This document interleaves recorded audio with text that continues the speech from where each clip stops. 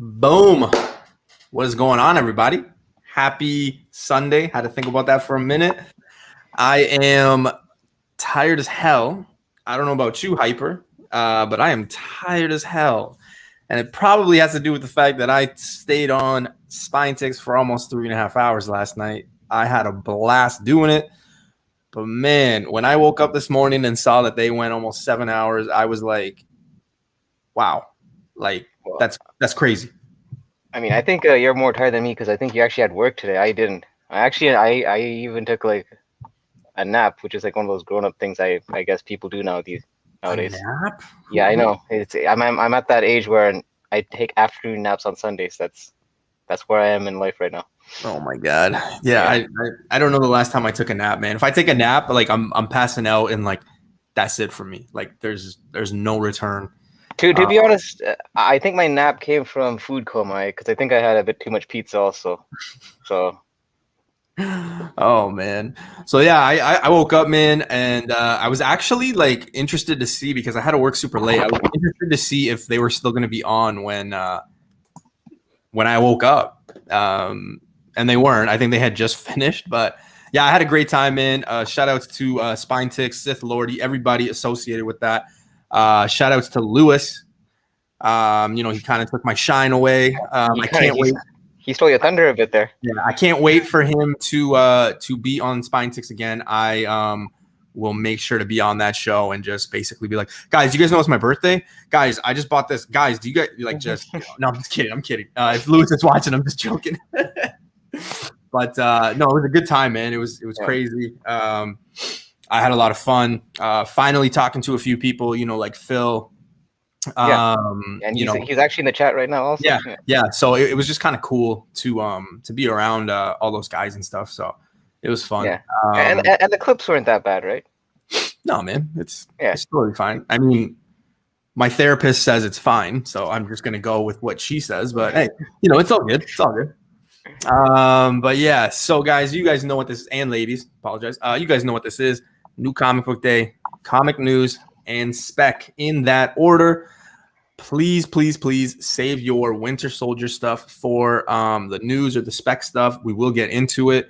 Tonight, it will just be myself and Hyper. I was talking to Key Issues earlier.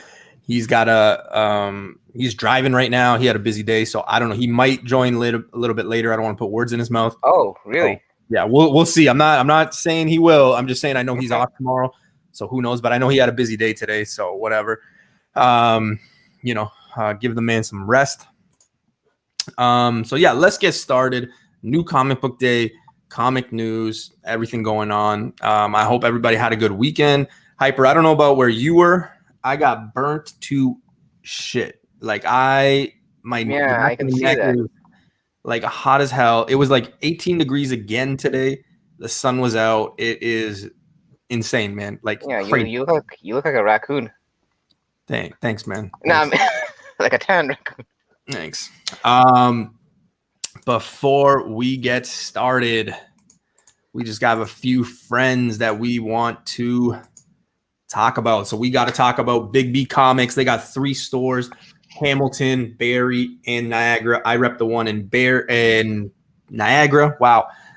So make sure you guys go check them out. They post a few good books on eBay. They got solid Facebook and Instagram. So make sure you guys go check them out.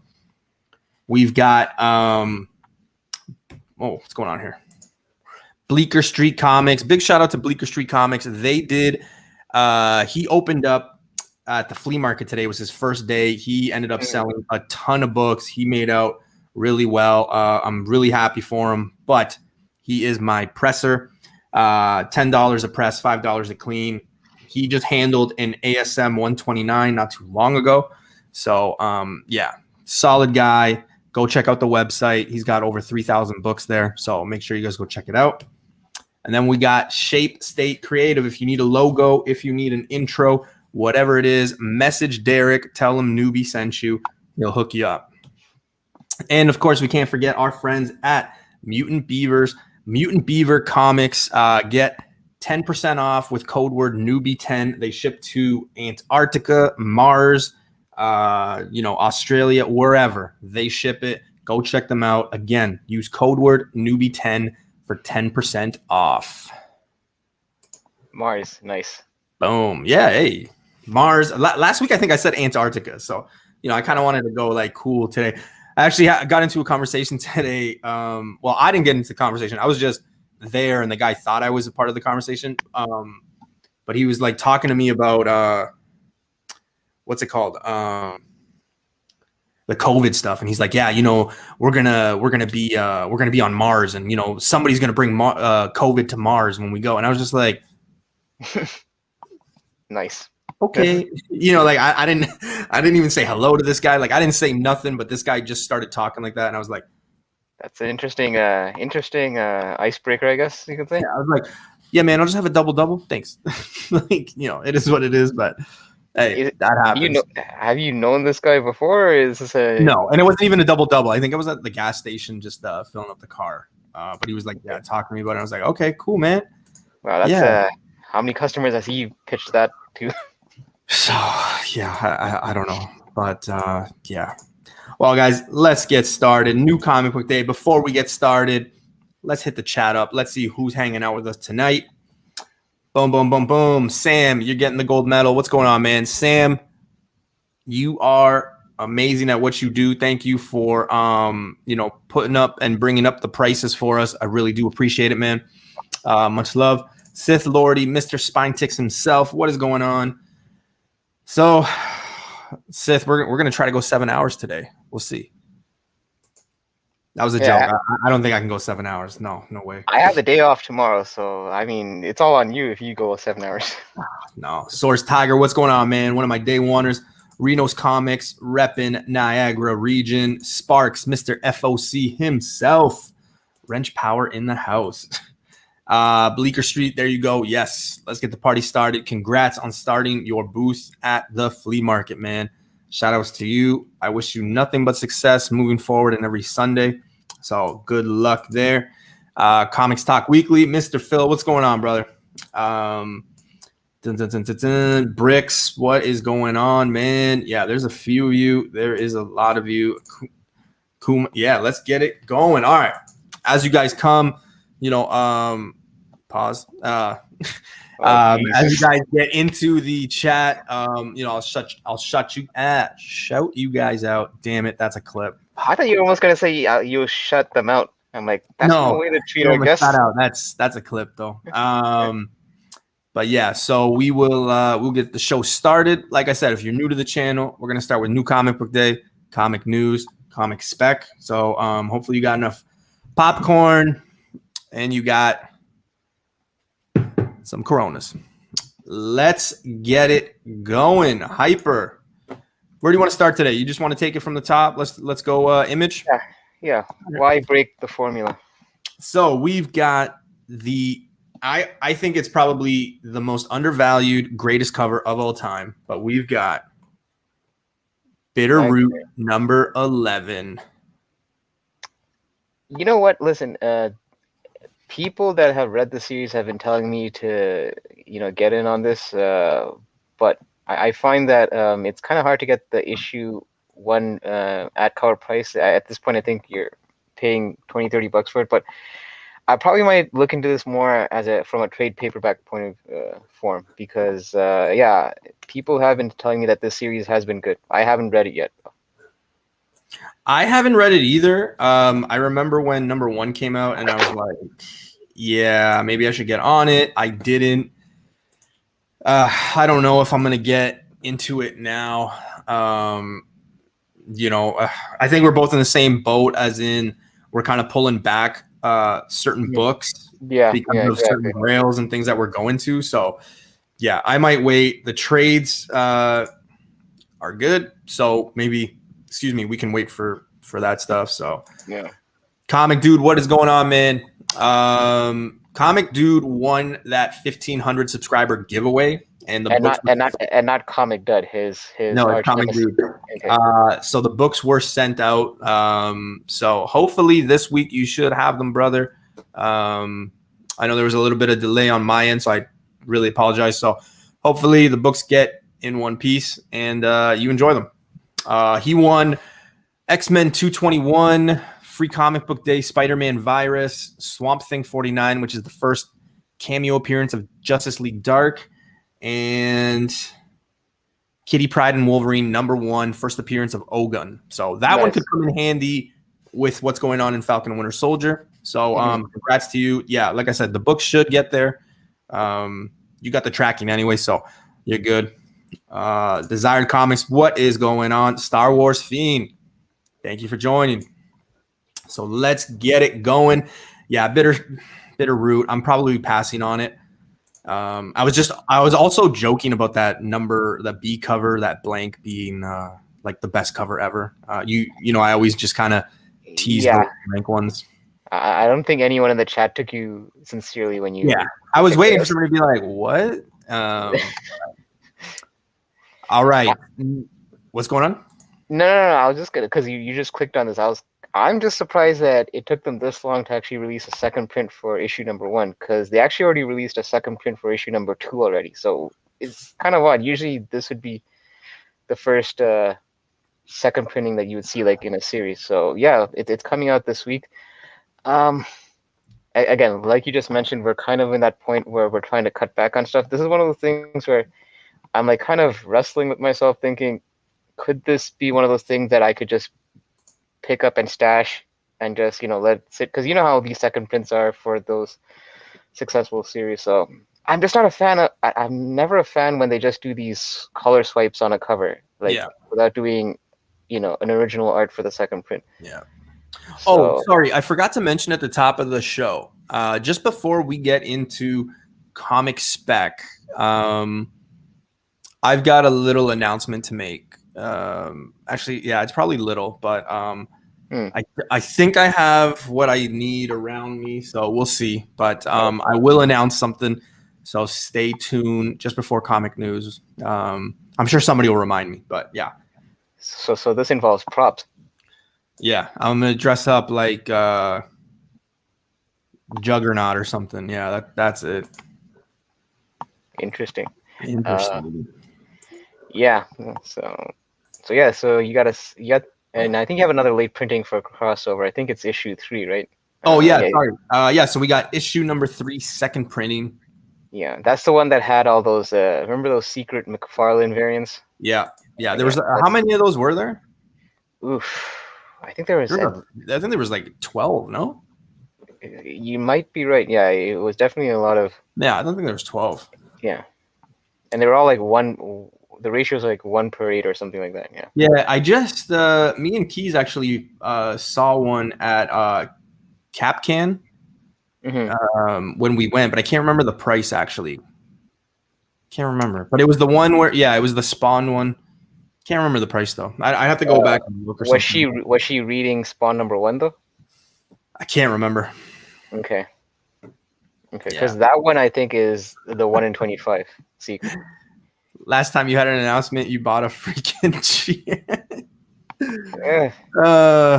going on, Pacino? Let's see what you pull out this time.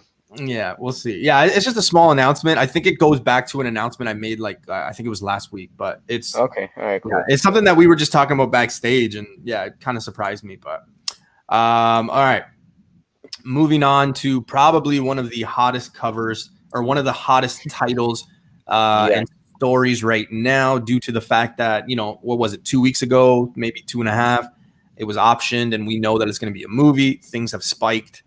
I'm sure a few people are going to probably pick this one up over the other two, but we got Department of Truth #1, 4th printing. I think this one, out of the 3 that are out, I think this one might be the one that a lot of people grab onto, simply because it is #1. Yeah. I actually didn't. This is what you said. It's the 4th printing, right? Yeah. Yeah. So I didn't pick up the 2nd or the 3rd for this issue #1. I mean, I have the 1st printing.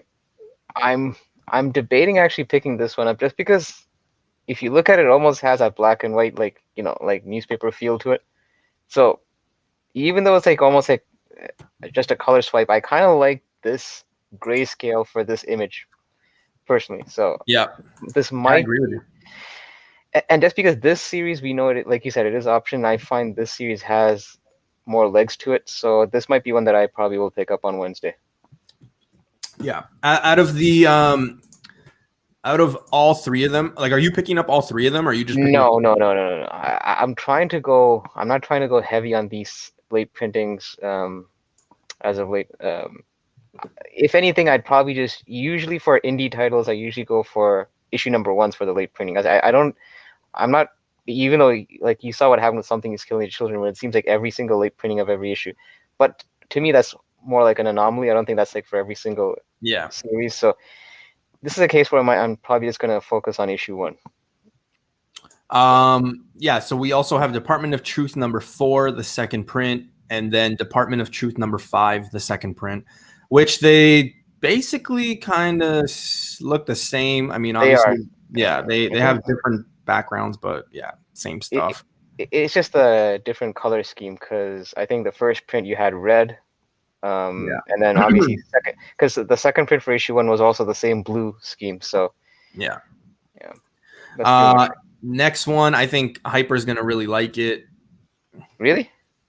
I kind of just thought, UFC, Georges St. Pierre, but we got Die number 14. It's an interesting cover, I'll say that. It's interesting because you have Obama wearing, like, squaring up, and it seems like political covers seem to tend, like, lately seem to have some heat.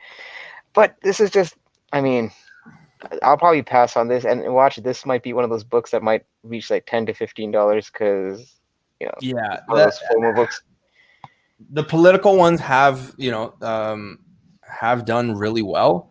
So I don't know where this one's gonna be. But like you, I'm skipping on it, but I wouldn't be surprised if, come Wednesday, it's like a $30 book. It's I don't know. And I don't know.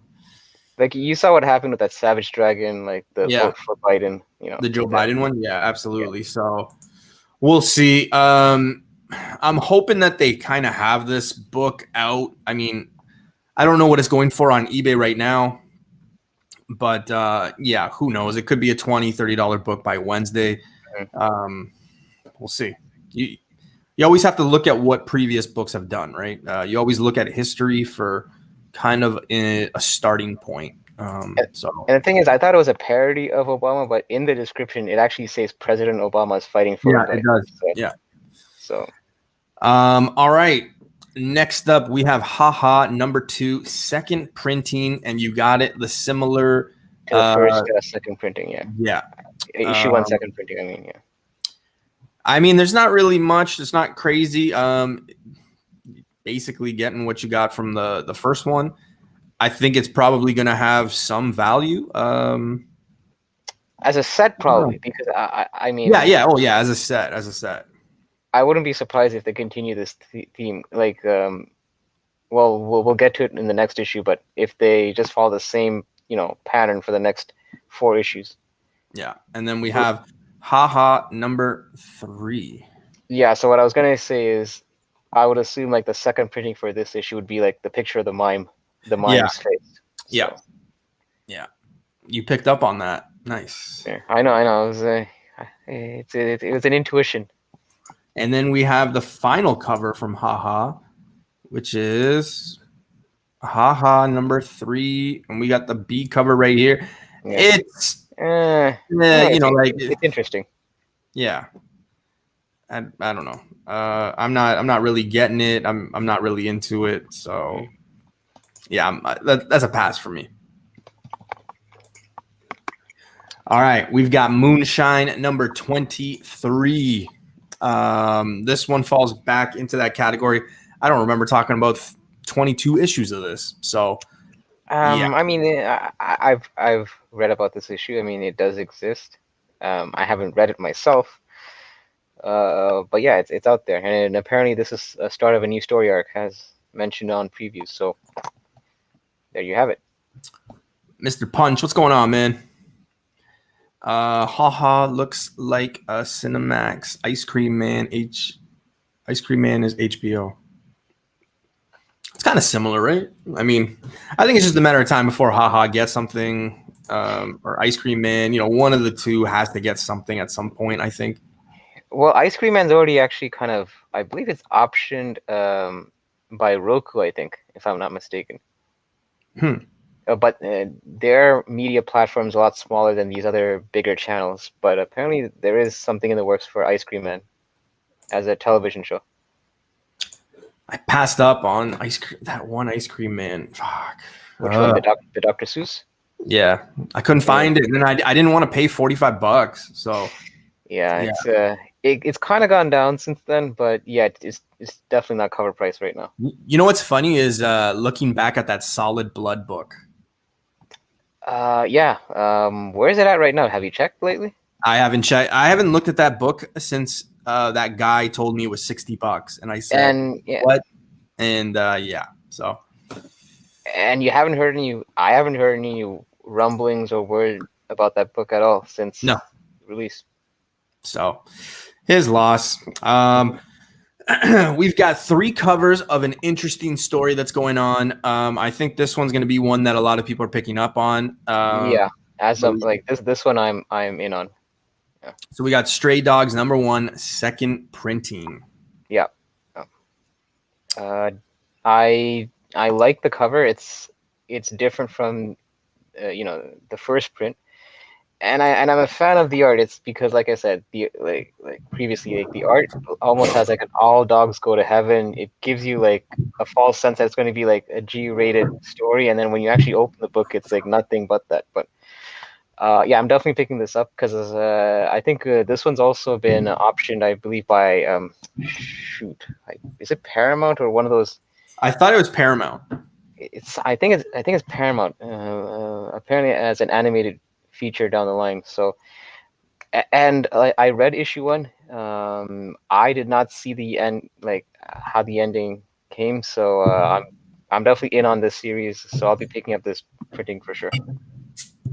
Yeah, I couldn't find that #1 when #1 came out. That one, the Silence of the Lambs one. Oh yeah, that was. I could not find that book anywhere, man. It was so difficult to find that book. That's slowly. I've noticed that that's slowly creeping up in price. It's not like a $20 book, but I've seen it sell on eBay for like $10 already at this point. So, but you know how it goes, man. Once there's information, or once somebody puts out an official, memo like, "Hey, this is getting," that's a $100, $200 book. Yeah. Instantly, right?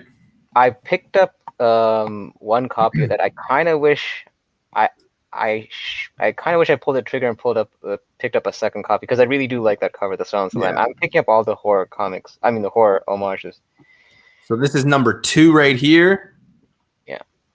I'm guessing cover A for the next 3 issues will just have a focus on one dog in every cover. Yeah. And then we've got this one right here, the #2 cover B, the horror movie variant. Mm-hmm. What movie is this for? Oh my gosh, I'm not much of a horror buff. Chat, you're gonna have to help me out because the other horror covers that I saw after issue 3 and up, I kind of got this one. Oh my gosh, this one I don't know. Is it Final Destination? No, I'm wondering if it's fine. I feel like it's Final Destination, but maybe chat can help me out on this one. Could it be Pet Sematary? Oh, well, that's what Comic Dude said. Pet Sematary. Oh, okay, yeah, sweet. Yeah, I don't know. I'm gonna have to Google it afterwards. Yeah, but I can't. Okay, the other ones were so the other one was easy. This one is I'm not the biggest horror buff either, so yeah, I don't have much knowledge on them. If it was The Ring or something, I'd know it just like that. Oh, okay. So Brick's is saying, yeah. So it is. Yeah, I'm seeing a few people write Pet Sematary. So okay. Yeah. So, all right, cool. So yeah. So Hyper, just to repeat, you're getting all 3 of those, or just that #1 second printing? No, I'm getting all 3. Yeah, I'm getting all 3. Yeah. I'm a fan of the art and I'm a fan of the story. Oh, and you forgot there's one more. I mean, I'm not picking this up, but I think some people in the chat are Scumbag #6. Oh, #6. Yes. Yeah. So. Yeah, I heard this is a really good read. Yeah, I thought this was going to be a mini series, but apparently it's not because it shows that this is a start of a new story arc. So it seems like it's going to be an ongoing. So I read issue 1. It's definitely like the humor won't appeal to everyone in the sense that it's very much you know, it pushes a lot of boundaries. So Yeah. if you're kind of sensitive to that kind of stuff, maybe this is not the book for you. But I enjoyed issue 1, but this is just one of those cases where I'll just probably wait for the trade or something like that, or read it digitally. Is this kind of like similar? I think it's the right book that I'm talking about. Is it similar to like Shameless, the show? That's what a lot of people compared it to. Yeah. Yeah. Okay. Just making sure. Yeah. Yeah, my girlfriend started watching that lately, and I'm just like, "What are you watching?" But It's on Netflix right now, right? yeah, Yeah. Netflix or Crave or I don't know. We got like everything here, so yeah, I don't know. Rock is saying, Scumbag is actually a surprising good read. Very adult oriented, ball busting. Yeah, that's good. Yeah, that's kind of the perception I got when I read issue 1. Yeah. Yeah. All right, moving into Dark Horse, we've got Barbalian Red Planet #5. I feel like I always butcher that one, but I feel pretty confident in that one right now. No, this one I think you got it right. I mean, Perfect. I won't pronounce it again. So that's it. It's not a word that actually exists in the dictionary, so I mean, I think it's open to interpretation. But yeah, and it's the final issue of the series. Rock is saying we looked good on Spine Ticks last night. Yeah, hey, thanks, man. Thanks for tuning in. Yeah, man, appreciate it. Yeah, we had a really good time. I felt the, hospitality there. So yeah, it was really nice time. I'm definitely gonna return. I mean, if they let me, I don't know. We'll see. Yeah, I'm sure they will. I'm sure. I don't know. We'll see. Sith is a cool dude. He'll definitely. Yeah. If you guys don't know, they are doing their 500 subscriber giveaway next Saturday. Yep. We're going to be giving out. There's no video, right? Like, there's no video where you have to like go and leave a comment or like. They're literally. Is there? I thought they were just doing everything right from their channel, right in the live. Yeah. I don't want to speak out of turn. Maybe if Azores or someone's in the chat, they could clue me in. But I believe like the way that they did their previous giveaway for their 250, it's for the people that are in the chat. And then that's usually how exactly. So Sparks is saying it's doing it like so that's how I figured. It's gonna happen for the people actually in the live chat that Saturday. So yeah. And that's cool. You know what I mean? Like it's something different. But yeah, they got a lot of people. They're there for 7 hours. Like they've got a really good show. They, lots of great people. So yeah, I'm definitely going to tune in next Saturday. Not for something. I just want to hang out. I always try to support everybody that I can. So if you guys don't know, we are definitely affiliated with those guys. They are good people. So definitely. Yep. All right. So so we got this one. These ones, I mean, it seems like they always kind of have a cover like this for their issues. It's not really anything that, stands out for me. I haven't read it. Not to say it's not a good read or anything. It's just not something that I'm picking up. And like I said, for the last couple of weeks, I kind of stopped going crazy on buying just because. Yeah. Because I just want to get different, there's some grails and there's some big boy books or big person books.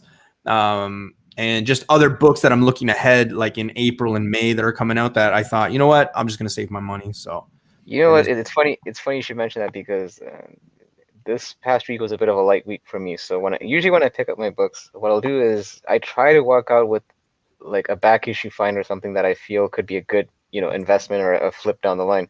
Yeah. And I was coming out empty. So it's almost like I caught myself almost like thinking I gotta pick up something, but then I'm like, you know what? No, I'll just walk out. And it's there's no shame sometimes walking out empty-handed. So I will be very blunt with you guys. And I think you know this already, but for the past 2 weeks, I have not picked up one book. I think you mentioned that.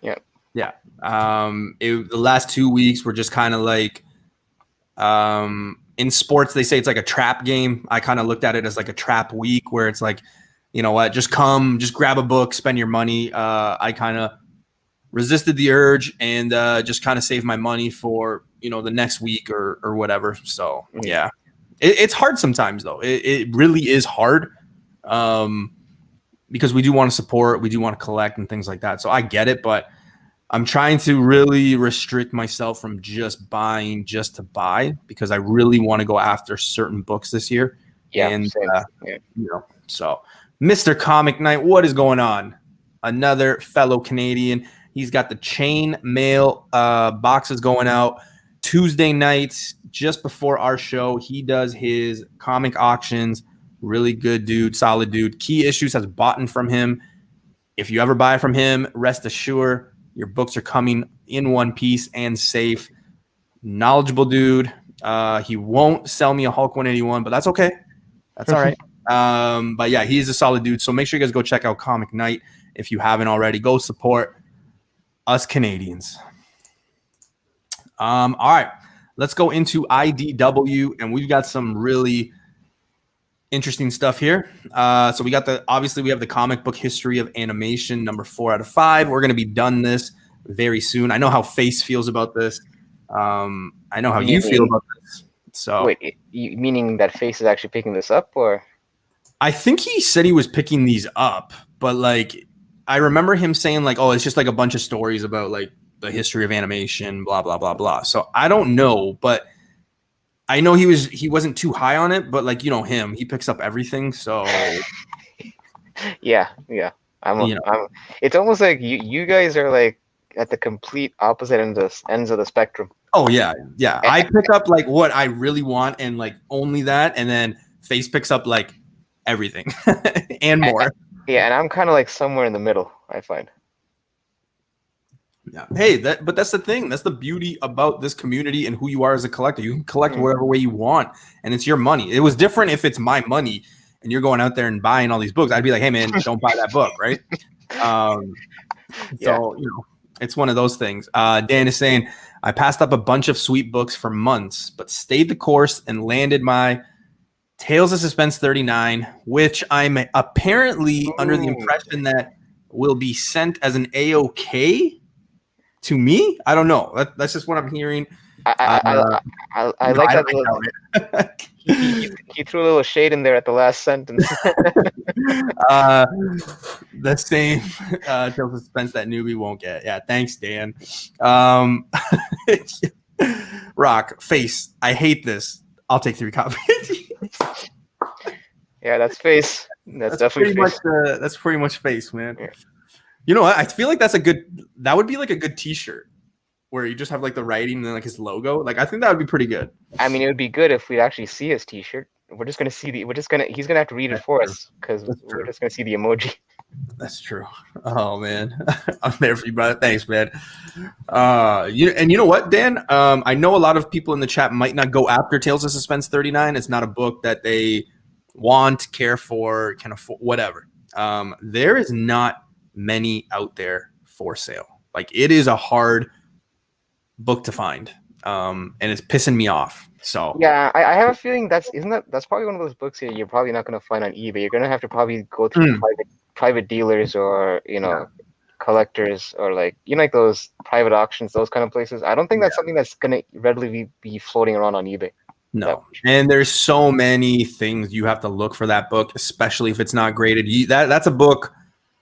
I don't care. I need it graded. Like there's no way I would be able to put that much money into a book.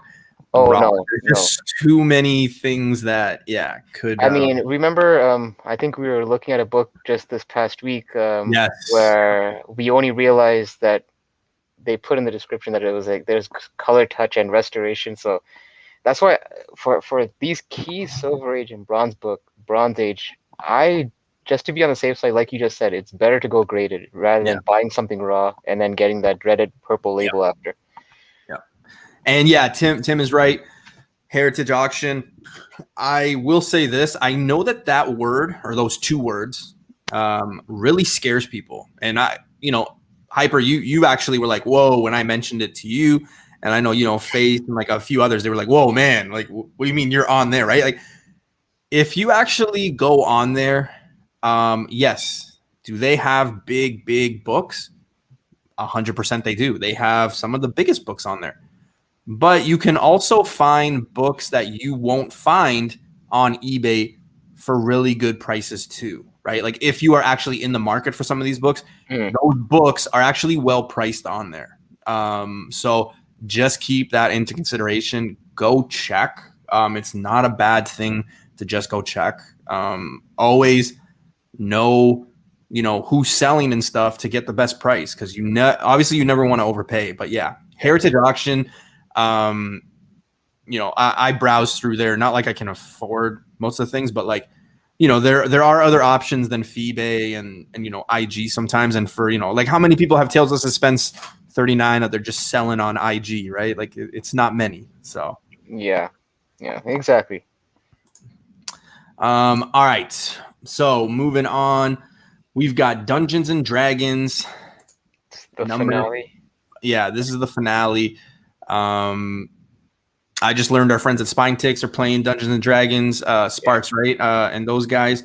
So they talked about Dungeons and Dragons. They talked about Magic Gathering last night. So I would expect that this one be something that a few people are picking up, especially because it's just a 4-issue series, right? So, and I think the cover B has those. Was it the character sheets or something? Like yeah. I was just gonna say, yeah, bingo. Yeah. I've never played Dungeons and Dragons. Just not something that I wanted to do. I don't know. I think I almost gave Face a heart attack because, like I said, I'm not a D&D player myself. So when I saw this, I'm like, oh, this is like the floor plan at Fan Expo or something. Like, like when they tell you like the booths where the artists are gonna be and all that. Yeah. So, yeah, Face didn't take that too well. Eric, Heritage draws sellers whose material is on an entire 100%, and they have a lot of big books. Yeah, but for example, if you were looking for, I don't know, what's a good example? I can't think of one, but one will come to me. But like they do have books that are comparable to, say, eBay prices or a little less. So that's all. I feel like Heritage Auction requires a sacrifice to be a member. Yeah, they're interesting. They're in Texas. I mean, I don't. I made an account. I didn't put my credit card information or anything, so like I'm not, whatever. But I just really needed to know what was going on. Like you always want to check out everything, right? You don't just want to make a purchase, especially because for a lot of us, it's either IG or eBay. There's no other way, right? The other thing that I wanted to mention about Heritage was, especially for Canadians, when that book crosses those borders, there is some extra fees. So yeah, just make sure you guys check it out. Those. I mean, you have like those custom. You're talking about like customs and duties, like that kind of. Yeah. So Rock is saying, he's giving you guys some options. So Heritage, Hakes. I've never heard of Hakes. Never heard of that either. I've heard of the other two that. Yeah, Comic Link, My Comic Shop. Yeah, all those I've heard of. And yeah, the key there is if you put in the research time, you can find really good deals. Yeah, it's like anything, right? If you really want something, you really need to do your homework on it, because if you rush, you probably overpay. I will say that the few times I've visited My Comic Shop, they do have some decently priced slabs that are on consignment for key issues. Yeah. So. All right, we got Sonic the Hedgehog number 38. I mean, can this be a pass? Is anybody picking this up? And I don't mean that in a very offensive way. I just mean there's not really too many Sonic the Hedgehog fans, correct? I mean, you'd be surprised. I mean, it's definitely a niche market at this point, and because I think that this always has a 1 in 10. Most shops don't carry 1 in 10, so that kind of tells you how many copies of the series that they're actually ordering for their store. Mm-hmm. But I mean, look, everyone, there's a market for everyone, basically. Where, Bleeker? Where, man? Don't tease me. Don't tease me, please. Newbie's about to cut the stream. Newbie's about to cut the stream. Not this late. I know this one is going to be one that a few people are picking up. This, I believe, is the final one, correct? Nope. I think no? I thought this was the final one, but they're actually releasing a Master Splinter cover. Is it going to be brown, do you think? No. I mean, Shoot. I was gonna say purple, but that's Donatello. Yeah, it's Dawn. Yeah. Yeah, now I'd have to look it up after, but I know that there is a Master Splinter that's coming. Now I don't know if that's gonna be the final one, but oh wow, okay, that Yeah. It's comment just. only, but it's only. So What grade is it to be that much? It must be like it's got to okay. be maybe high nines, probably 9.2, 9.0. Jeez, wow, okay. Yeah. I mean, one Yeah, can dream. let me just call my real estate agent, put my house for sale. Yeah, no, that's way too much, man. That's yeah. This But one's you, gonna be good as a set. So this one yeah, finishes off the turtles. However, we do have Splinter. That's pretty yeah. cool. I mean, who knows what other characters IDW is gonna do to milk this Yeah. Oh series? yeah. 100%. Imagine if they started doing the villains like Bebop, Rocksteady, and Shredder Oh after this. So yeah. All right, and then we have Usagi Yojimbo, yeah, this number one. 17. I mean, this one, this series, I kind of find the 1 in 10s tend to do pretty well in the secondary. I'm not a big fan of the 1 in 10 for this one. Are you able to do that trick with the number? Yeah, of course. This 'Cause trick is brought to you by Bleecker Street Comics. Boom. Oh, yeah, okay.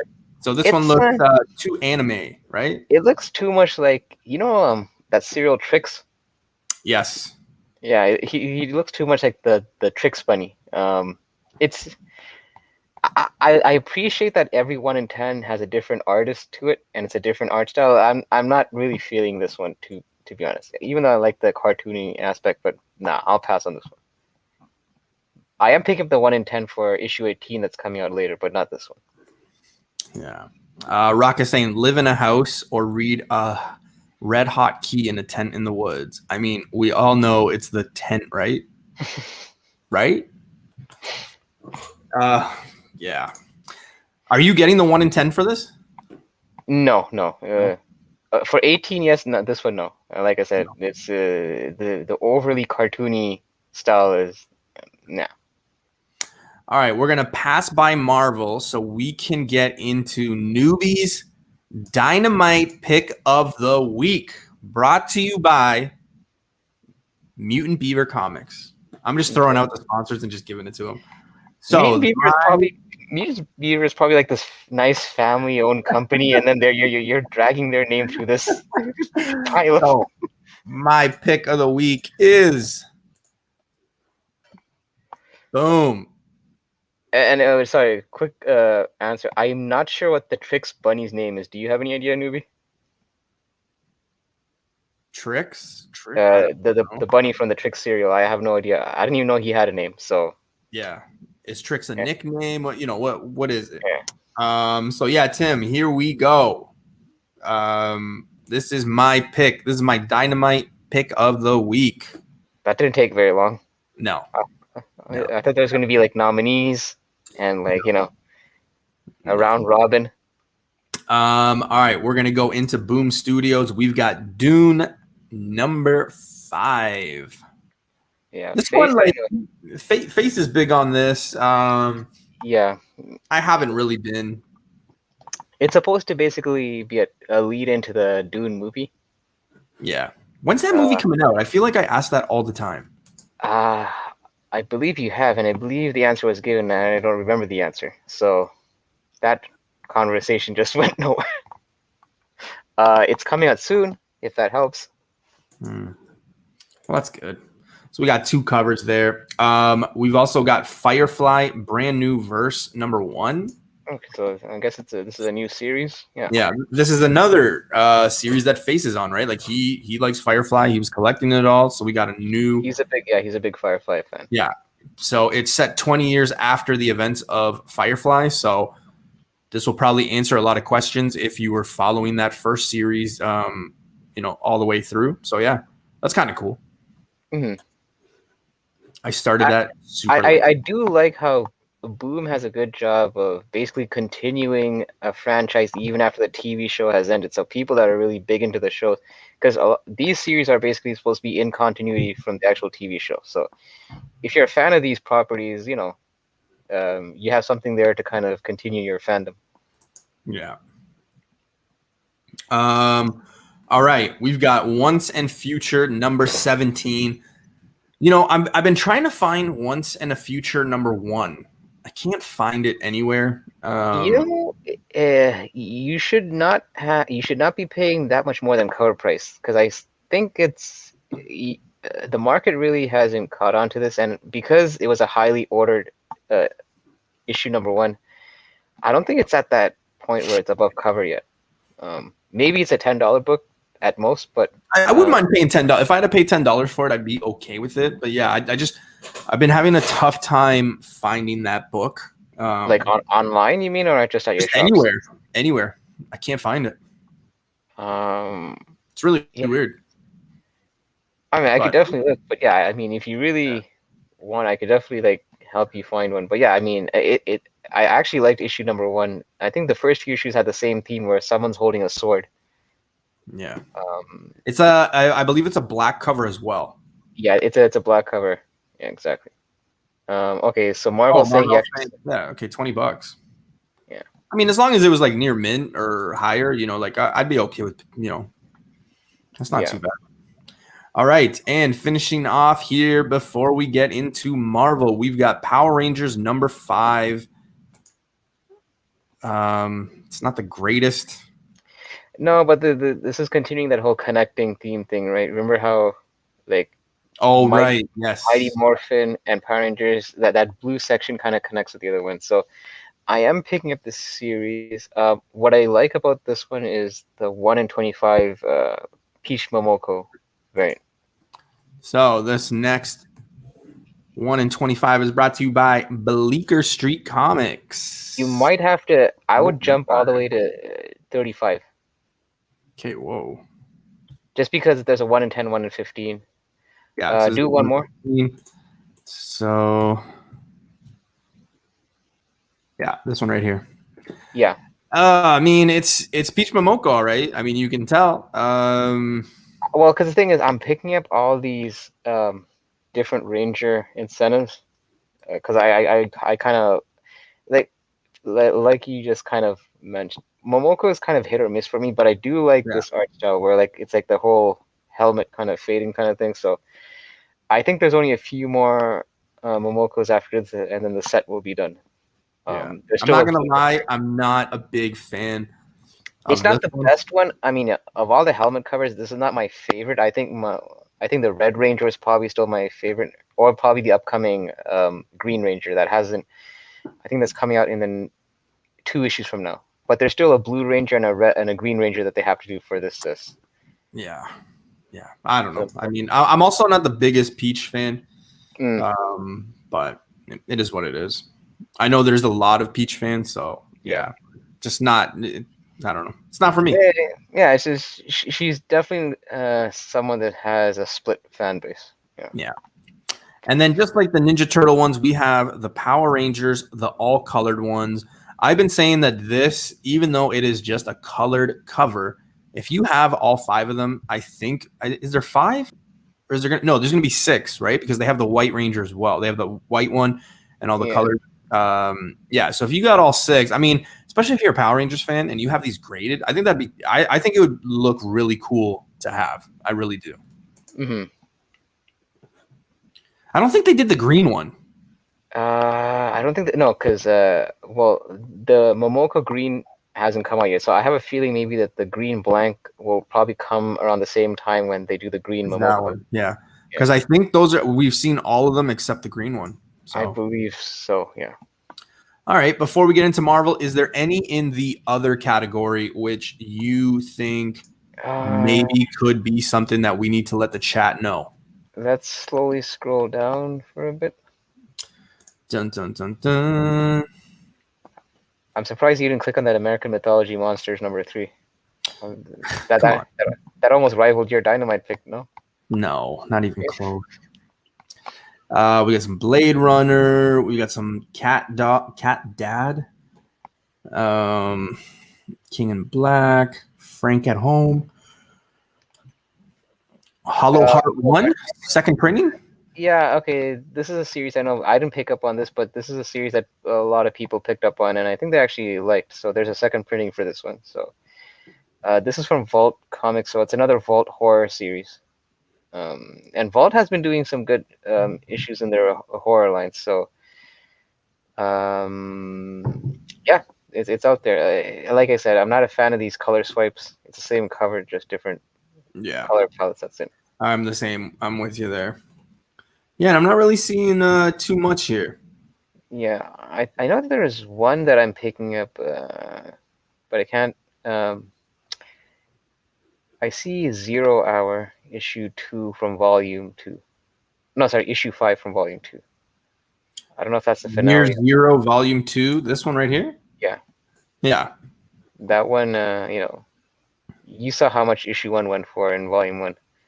yeah. I sold it for $60. Hmm. Yeah.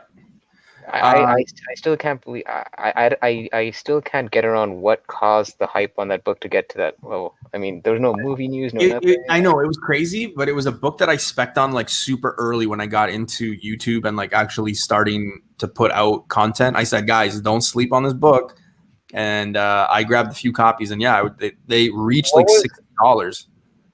okay? Do you remember what your, I guess, rationale was behind your spec? Because I'll be honest, I'm still not sure what caught this book on. To Because the spec people and the universe has chosen. No, I'm just kidding. It was just the whole fact of it like being kind of like zombie in that apocalyptic okay. world. It was actually a pretty like I liked the cover. Like it looked really cool. But yeah, there wasn't really necessarily like anything that was confirmed. There was no movies, news, or anything. It was just one of those things that, oh, excuse me, that it kind of. I think at the time everybody was kind of looking for the next like Walking Dead.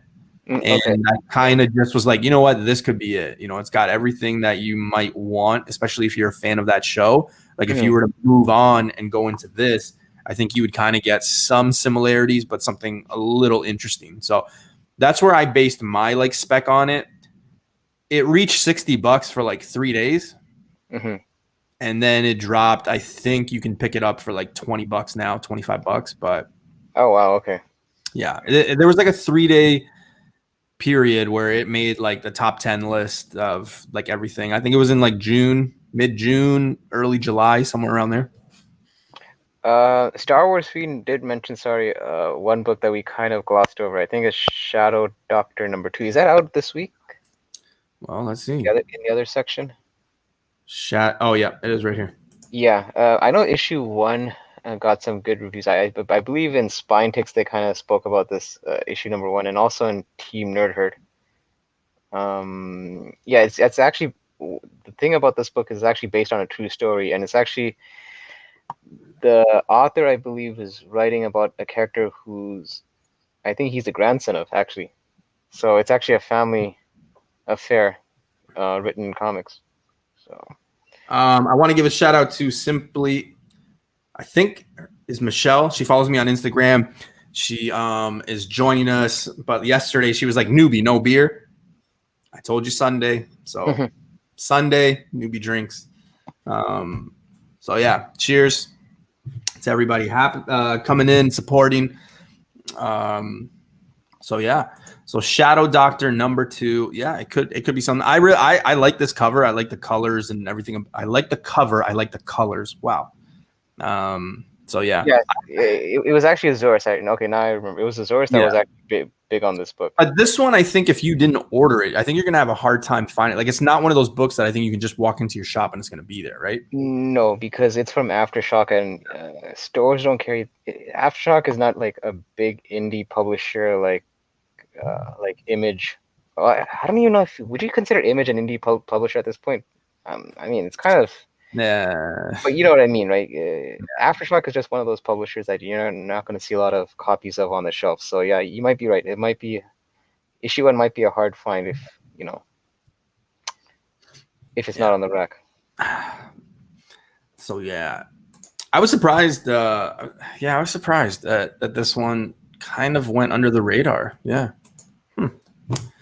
All right. So now we're going to go on to everybody's favorite. We're going to do Marvel, and then we're going to move into DC. And then as soon as we're done that, we're going to get into our comic news. Then we get the comic spec. And then I got a little announcement for you guys. Little one, nothing big. You know, don't wake your parents up and say, you know, Mom, Dad, look, Newbie's got an announcement. It's not that big. So, all right. Here we go with Marvel. Alien #1. This one I think is going to be something that a lot of people pick up on. Yeah, I'm actually picking up at least a copy. I don't know if I'm going to be picking up multiple. Wait. Did you say 8 copies? No, a copy. Oh, like just A. Okay. Wow. I was going to say. No, I'm not picking up that many. Jeez. Yeah. I mean, the only reason I'm kind of picking this up is, I mean, I like the Aliens movie. I mean, I think Alien 2 was probably my favorite. I think for most people, I'm not gonna assume, but I would say that most people would probably prefer the second movie over the first and the third. I'm just guessing. And I believe this is the first time that we're having an Alien title under Marvel. I mean, we've had Dark Horse do Alien comics. This is the first Marvel series with the Alien imprint. So, you know, you never know, because now that, you know, Fox is owned by Disney, this could be something down the line. So I didn't know Face was here. 8 copies. Oh, that's funny. I really got to make that a t-shirt, man. Now I hate this. I'm gonna get 8 copies. Yeah, man, that's got to be something. So yeah, so we got what? 1, 2. We got a Peach Momoko 1, 3. So yeah, there's a lot of these. Holy crap! I think the one that I'm probably gonna be picking up is that Gleason variant, the third one. Yeah, I really like that. This looks really sharp. Yeah, and it's mostly black. So oof. I think a lot of these are going to be very difficult. You probably want to be very careful. You know, if you're going after that 9.8, we all know how tough it is with these black covers. These are going to be very difficult to get 9.8s. Like, I think. Mm-hmm. Yeah. So yeah, we got a bunch of covers. All right, Spider-Man 62. This is the Man-Thing variant. I don't like it. I'm not really a fan of this one. I've dropped the series and I refuse to pick this up just because he's wearing a new costume. I'm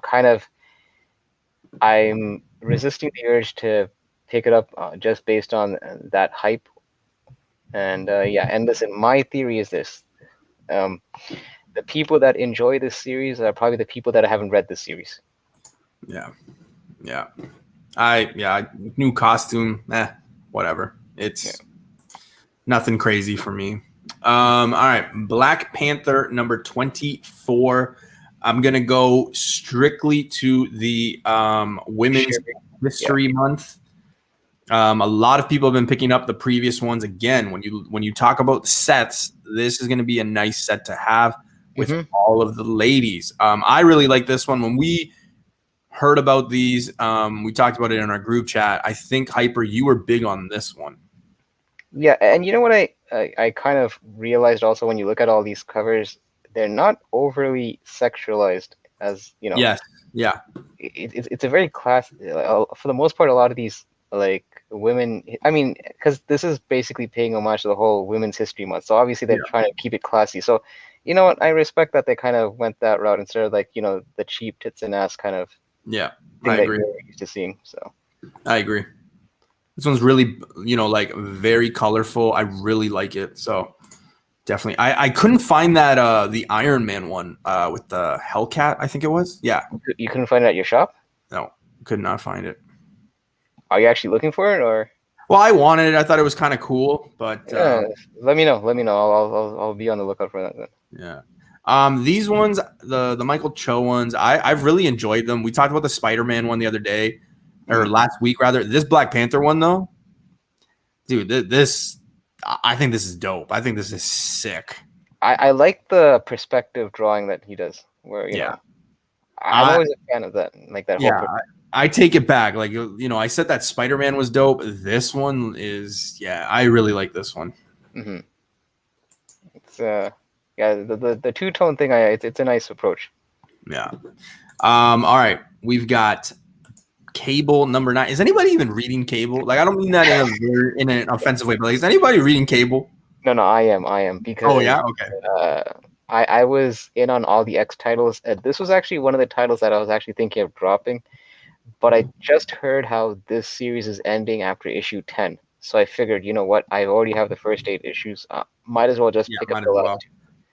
2. Yeah, no sense in drop. Yeah, it doesn't make Yeah. any sense. Okay. I'm just not a fan of Kid Cable. I know there are Kid Cable fans out there, but I'm old school. I always like OG regular old man Grumpy Cable. That's my Cable.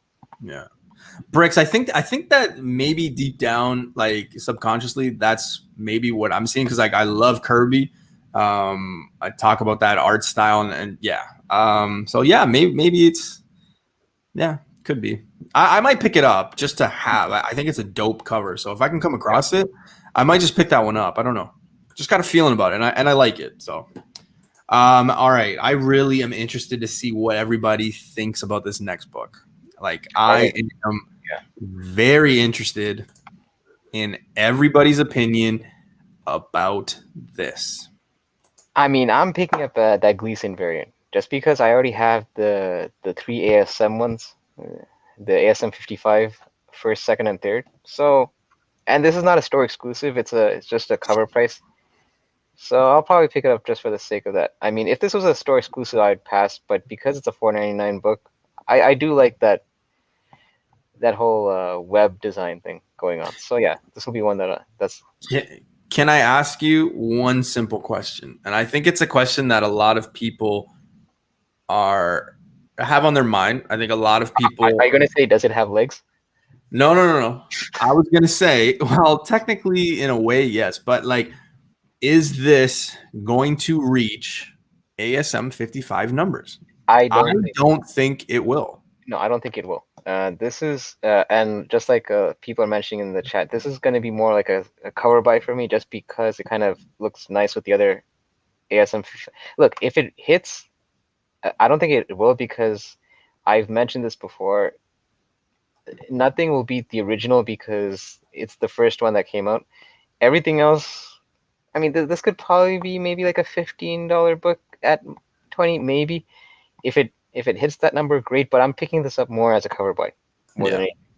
I totally agree. I think the fact that ASM 55 came out of nowhere, and then like you've mentioned a few times, all these other ones that have come out, they'll never be that first and original one. So I think that if anything, all these just make that one go up. But I don't think that this one will have that magnitude or that price. I know I've been messaged by a few people and they're like, man, I don't know. I think I'm going to stack this one up. Like I'm going to get, 5 to 10 copies. To me, 5 to 10 copies is stacking it. You don't necessarily need to buy 20 or 25 of them. I don't know. I think you're good with one, especially if you have that ASM or if you have all the ASMs. I think it's a good set, but I don't know. The people that think that, and I hope I'm wrong, because if you're stacking this book and this one reaches that price, hey, congratulations, good for you. I just don't think that this one is going to reach the prices of 55. I really yeah, I don't. I mean, like Brick said, maybe the only thing that might sway it is if there's something in the book itself, that if there's a first appearance or something that kind of, or a story that kind of sways it in that direction. But yeah, I mean, what's funny about ASM 55 is that cover was heavily promoted. Like a lot of people saw that cover on previews and they were like, whoa, like, so it kind of surprised me that even that book reached the numbers that it did, because you would have thought that people would have stocked up on that one, but they missed the boat on that. And I mean, the second and third prints of ASM 55 are still cover price, I believe. I think it's only the first print that's gone above cover. Star Wars Fiend is correct though, and there will be somebody who does pay this because they miss out or whatever. There's always a million things that happen in life. You never know, and somebody will probably pay that much. Yeah, I think I mentioned this to you once. How, remember when that King Robin came out, that Lucio Perillo cover, like Dark Knight's Metal issue 3 was like the first cover appearance of King Robin. Yeah, are you talking about the dinosaur one or the one that I have? I think it's the one that you have. Okay. Where he's just on the cover. Like that book on eBay was like $20-$25, right? And people have this mentality like when there's an auction, they want to out. That you get a rush when you're doing an auction. Yeah. That same night, there was an auction going on for that book, and it went up to $50 because I guess people trying to outbid one another. It was a $20-$25 book all day, every day, and then it went up to 50 on a Facebook, live auction. So it's just so, like you said, people just kind of get that FOMO. Bricks, you need to warn me months in advance of warning other people months in advance, okay? Because I missed out on that. I remember being on the show and being like, it's a solid cover. And I remember Face being like, yeah, but Newbie, you like the black covers. Why don't you grab it? And I was like, I don't know. And then I kind of went on my, I'd rather just save my money and blah, blah, 55 months. That's like over 4 years. Bricks is like on top of his game then. ASM 55? Oh my gosh. I read that wrong. I thought he said 55 months ago. Oh, that is a clip. Pull his message up. Wait. Is in here. Highlight his message again. Like, when you read that. I warned people about 55 months in advance. Yeah. So if you wanted to be, politically correct in English class, he would have put a comma after 55. But it's not English class. It's YouTube. So I understood what he was saying, man. I was like, no, I understood what you said, man. I thought Bricks was making a joke. I thought he was making a joke. I was like, oh, okay, this guy's saying that he knew this 4 years in advance. So I was like, oh, snap. Okay, that's why. Come on, man. Dude, who's drinking the Corona here? Who is drinking the Corona? Jeez. I think you need some sleep, man. I think, staying up on spine ticks last night, But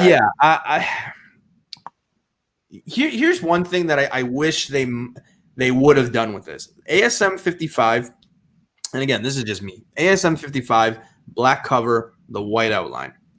You got the Carnage one, red, the black outline. If they would have went white with the Venom one and made the outline black, I think that would have been kind of cool. How much you want to bet there's going to be a second print for this, and then this is going to be like the same 100%, man. In white. They're going to probably use this cover. Yeah, because they're making money off of it, so that's what's going to happen. But I just wanted to get everybody's thought process on this book. If you're stacking it, if you think it's going to reach ASM 55, I personally don't. But hey, we've all been wrong eventually, and like Brick said, or Star Wars Fiend said rather, somebody will panic buy. There will be a crazy number that's attached to this that somebody buys just because of FOMO and stuff, right? So. All right, we are going into. We got these other covers too, right? Yeah, I mean, no one really talked about them, but they're still cool. Yeah, they're dope. I mean, I'm not picking up any of them, but we've got these ones right here. So yeah, they're dope. They're really I like them artistically. They're really nice. I just let's see. All right, Excalibur number 19. X title Hyper. You're on this run, aren't you? No, this one I actually dropped. This one was actually I was reading it, but I wasn't getting interested in the storyline. Like, I'm not really into the whole Excalibur team to begin with. And even this new, I mean, I was reading it before because Apocalypse was in it, but now that he's off the table, it's become less interesting for me. So this is a title that I actually dropped. Well, if you're dropping it, I am dropping it too.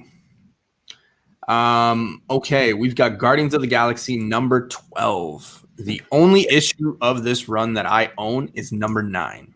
Yeah, I believe this. Yeah. Sorry, go ahead. Yeah, I was gonna say this is like basically the final issue before the new team, the new team change happens in issue 13. So, team, great, yeah. You never know. There might be some significance in this issue because you notice that they've been doing that whole countdown thing at the top. So, usually when there's like a shakeup like this, maybe something might happen in this issue to lead into the issue 13. So it might be something you might want to just keep your eye out on. So issue 13, that's the one. Issue 13 is the one with the actual new team up, and I believe that's actually a $4.99 issue. I think they're making it an oversized issue, if I'm not mistaken. All right. I'm going with what you preach. In Hyper, we trust. No, wait. You can't pull the in Hyper we trust on this one. I said keep an eye out. I'm not endorsing this. I'm just saying, I think the people in the chat know what you meant. Yeah, You said stack that book because it's got a new team. We all heard it. So, okay. All those Scream fans, here we go. King in Black Scream #1. So there's about 3 or 4 covers. Yeah, it's just a one shot. Yeah, I personally love the character of Scream. I think Lethal Protector #4 is a very undervalued book. It is super, super cheap, especially 9.6s. I think a 9.6 was like $60.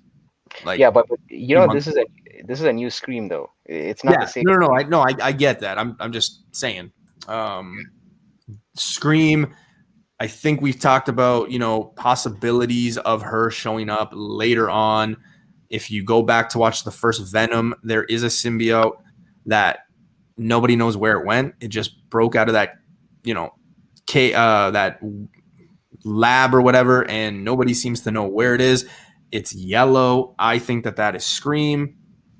We'll see. Does Scream show up in the next Venom? I'm not saying that. I'm just saying. Wait a minute. Didn't they?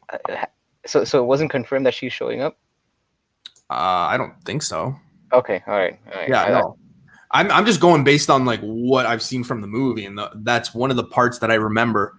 And I remember showing it to Key Issues the one time, being like, "See, like where does that go? Where do we see this at the end of the movie? We never see that symbiote. It just escapes, and that's it." So, and a lot of people forgot about that. A lot of people are like, "Oh wait, yeah," or they go back and watch, and they're like, "Oh yeah, you're right." So. Oh no! You know what?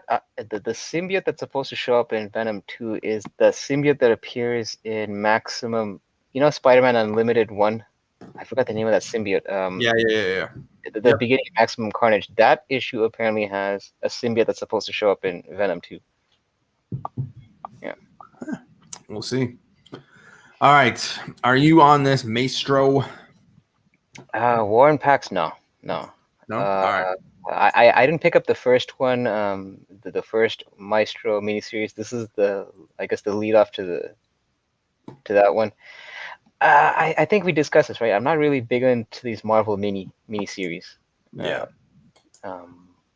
It just feels like sometimes they have something of consequence, but yeah, I'm not picking this up.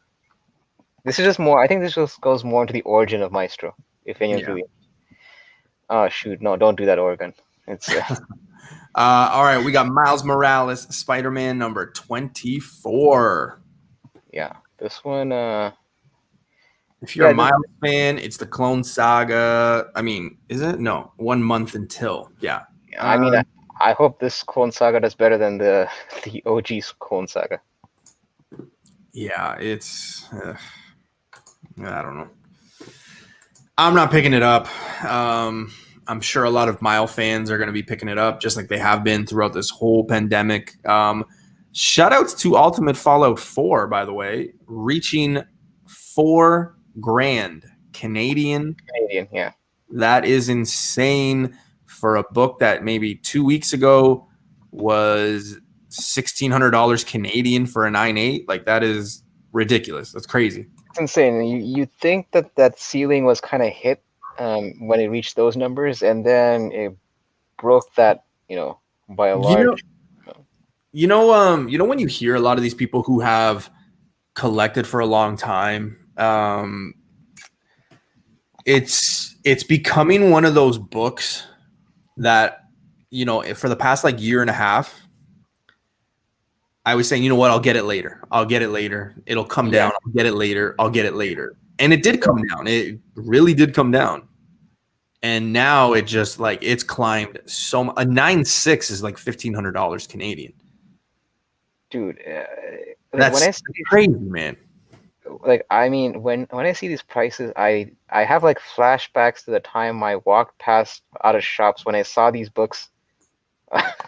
When I saw these books on the wall, like the rock hoppies, like just this last summer, my shop was selling it for like $300 for a nice copy of UF4.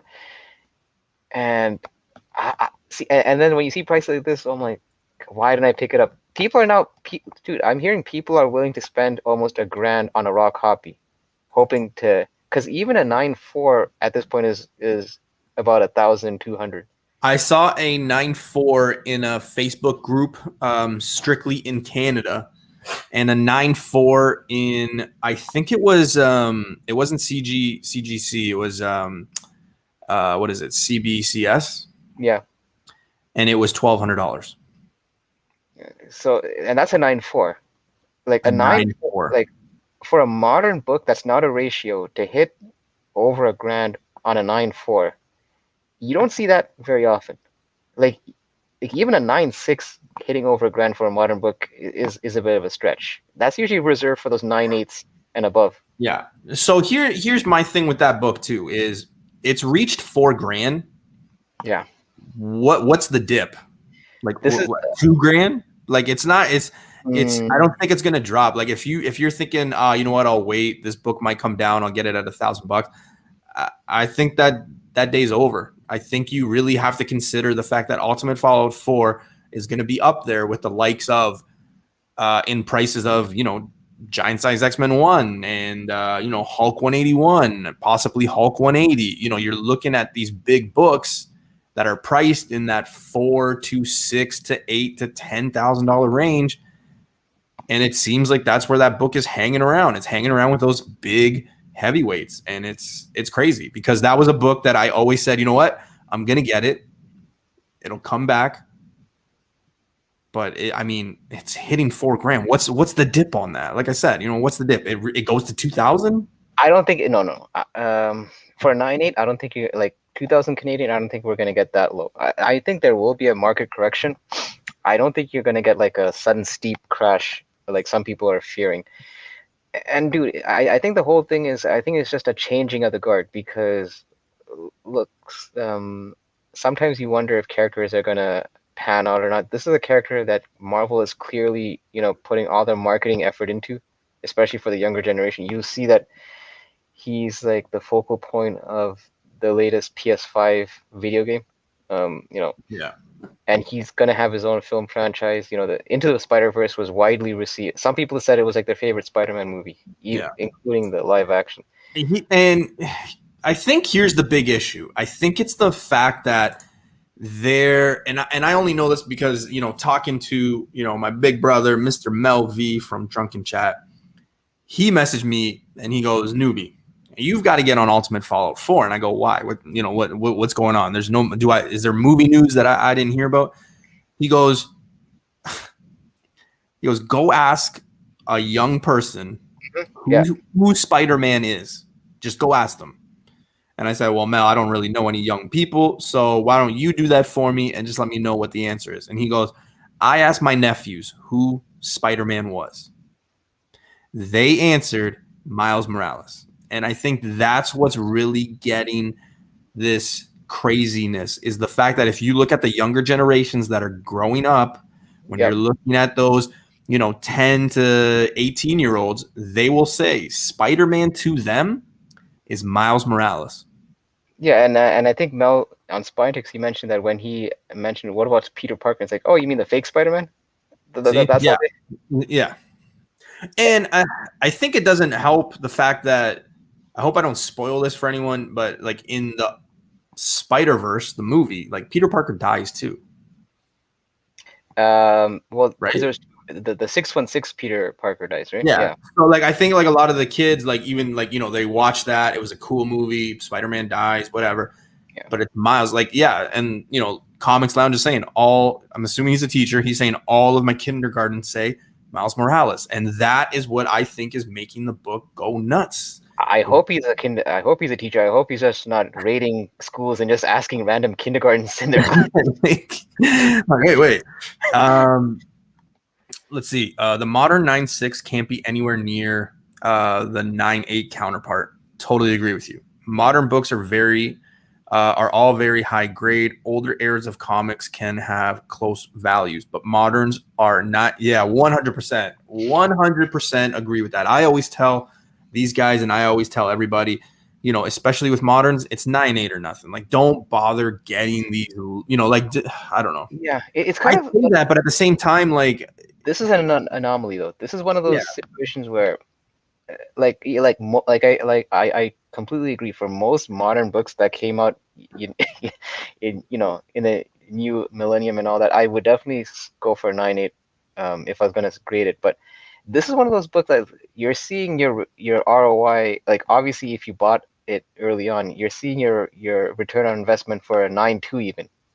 yeah, On yeah, these you rates. are, which is insane, man. I would never have touched a 9.2 Ultimate Fallout 4 ever, and now it's almost at the point where it's like, okay, is it going to be one of those books that, like, regardless of what grade you have, it's going to be value? I think not, just because of the fact, like, and you hear a lot of people say this, is print run, like print run, print run, print run. The print run is massive on that book. There's 3 books. Yeah, I don't know. It's just crazy. I hope there's a dip, because I do want to eventually own that book. Will I pay $4,000? Well, Sandy knows, Comic Night knows, I wouldn't pay $4,000. I was hesitant to pay $4,000 for a Hulk 181. I'm not going to pay $4,000 for Miles. It's just Now, here's a question. If you were to ever buy this book, would you buy it raw or graded? the Ultimate Fallout 4. Yeah. Ooh. I mean, I think I know what 9.8s look like. I think I'm a pretty good grader. Mm-hmm. I always go I'm a little hard in the sense of making it, you know, I'll always go lower than what I actually think. So if I Yeah. actually really think it is a 9.8, I'll say 9.4, just because, Be you know, conservative. Yeah. yeah, right. So And sorry, there's one more thing that I forgot to mention. Like on Reggie Collect's channel, he actually mentioned, I believe, how that book company Scholastics, when we were kids, like you could order books yes, through. yeah, Apparently, they brokered a deal with several schools to introduce like Marvel titles into their program, and Miles Morales is like one of the main featured characters. So right then and there, it tells you that they're trying to gear younger kids to kind of have, I guess, Miles as their Spider-Man.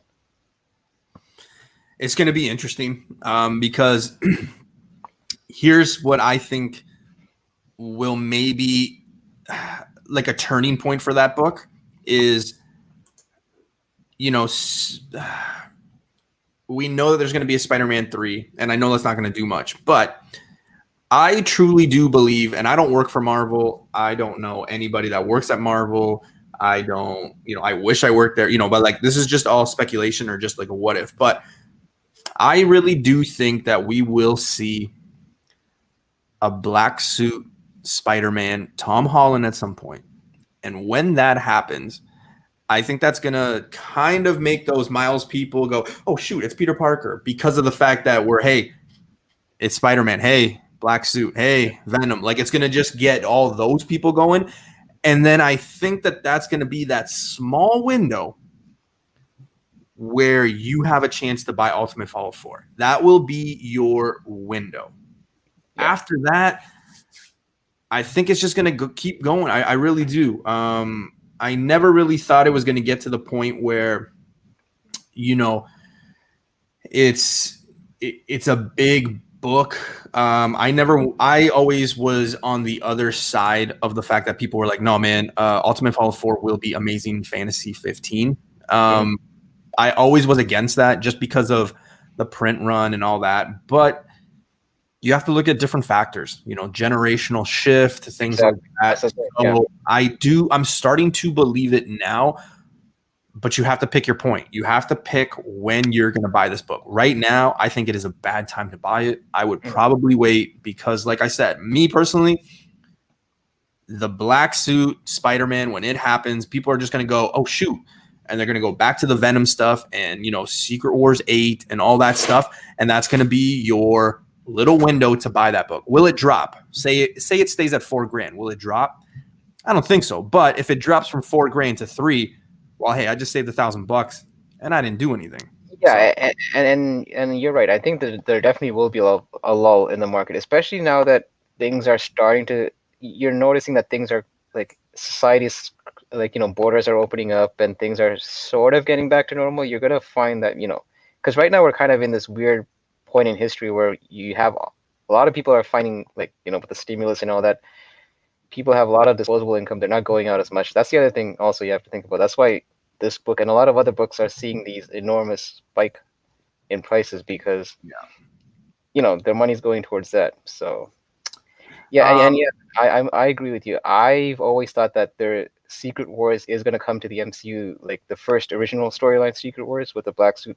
I think that's inevitable. I think at one point we will see that storyline play out. Yeah. Star Wars Fiend. I don't think his contract ended. No. I think he's got 3 more projects. Yeah.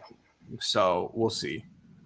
All right, let's finish this off. That was a great conversation. I love when we get off topic and we start talking about that, but we also got to get onto DC, which will probably just kind of fast track. We're going to get into comic news and the comic spec and that little announcement I got going. Mm-hmm. Yeah, absolutely. That's kind of the information you will get on this channel. So yeah, that's great. Oh shoot, it is the man. K-Peace. K-Peace in the house. What is going on, man? Oh shoot. Oh boy. All right, let's get down. Let's finish this off, and then we will move on to DC before we get into that news and that spec. So, Hyper, I think you said you were picking this book up, but we got Taskmaster #3, the second printing. We all know how much this book blew up. It was basically the Daredevil 25 for a week. Oh, wait. Back up. There's actually a book before that. Dr. Aphra. Man, we were already on the book. Come on. All right, Dr. Aphra #8. Can you just see if there's a ratio for this one? Because the ratios lately have been going for over $100. I'm just curious if. Okay. Yeah, not a fan. Not a fan. Okay. No. I'd be surprised if this does as well as the Jen Bartel variants. Yeah. So. Okay. So far with what I've seen this week for New Comic Book Day, I don't think I'm picking anything up. And Sam, that is okay, man. That is okay. Yeah. I'm not picking up much this week either. I'm okay. The last 2 weeks I haven't picked up anything. This week it's a little light. But I'm gearing up for what's to come. There's a lot of big books coming in the next couple weeks. Don't always feel forced. I always say that. Don't always feel like you need to buy something just to buy. All right, so we got this one right here, the second print. You're not picking this up? I mean, if I was, I probably won't pick up the black and white. Probably the other one that actually has Pepsi Man on it. I forgot his name, Tamagotchi or something. Yeah, something like that. Yeah, there's this one right here. Yeah. I'm not a big fan of the whole big banner at the bottom, though. That kind of. Yeah, I was just gonna say. I'm like, that's. I don't know why they had to stick that out. Like, okay, Taya. I'm not gonna pronounce that. I feel like I'm just gonna insult all the Koreans that are listening to this show. Yeah. Yeah. And it says the idol of South Korea. Yeah, I mean, I think they could have done without that, but hey, it is what it is. It's a bit of an eyesore, but yeah, it is what it is. All right, so that is it for New Comic Book Day on previews. Like I said, we're gonna get into DC. We're gonna go fairly quick on the DC stuff. Get into comic news, spec. And then we're going to have some fun. We're going to talk Winter Soldier, if anyone's got any questions. And then we'll get ready for Tuesday. Tuesday is going to be a big show. So, yeah, let's get started. Let me just find and get ready for DC here. Dun, dun, dun, dun. All right. Regarding DC, I don't know if this is a typo or something, but I read the solicitations how future DC books, they're pricing it at $5.99, but then the cover shows $4.99 or $3.99. So I'm hoping it's a typo because look, if DC is going to start making their books $5.99 going forward, I'm going to have to start buying less of DC then. Yeah, I've been doing that for years, man. Yeah, not just regarding the price. But yeah, it's $5.99 on a regular occurrence would just be too much for me, especially when you start converting it. Yeah, oh yeah, huge. All right, let's get into DC. Let's get this going. So First up, we've got Detective Comics 1034. Yeah, it's hold on. Is it Joshua Williamson that's writing it? Can you just scroll down a bit? Yeah, Joshua Yes, Williamson. it Okay. is. Yeah, famous for writing the Flash series. So yeah, Detective Comics is on my pull. I'm kind of behind on this series, but I'm just a bit of a Batman guy, so yeah, this will be a pickup for me. Hyper, it is $5.99 confirmed. Oof, that hurts. That hurts. I'm telling you, man, it's I don't get it. And from what I understand, it's not the page counts aren't even increasing. It's apparently just a price increase, but not so much of a page increase. That's crazy, man. Dude, like it's $5.99, and then you convert that into Canadian. What is that? Almost like $7. You're looking at like $7.65, somewhere around there. Yeah, that's insane for a single issue. You're almost close to paying half of a trade paperback at that point. And Star Wars Fiend is saying that it starts with the June books. Wow. So that's something that we might have to be on the lookout for moving forward, right? Yeah. Crazy. All right. Action Comics 1029.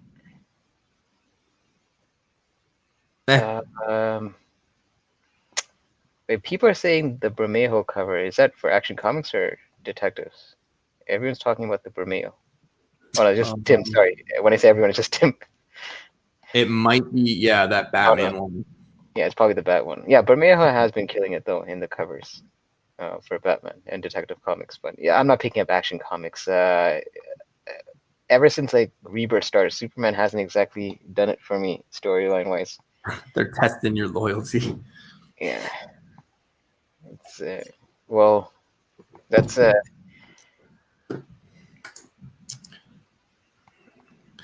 DC is going to slash a pile of titles in a few months. I assume by next year, just A-list characters or another publisher putting out DC flagship characters.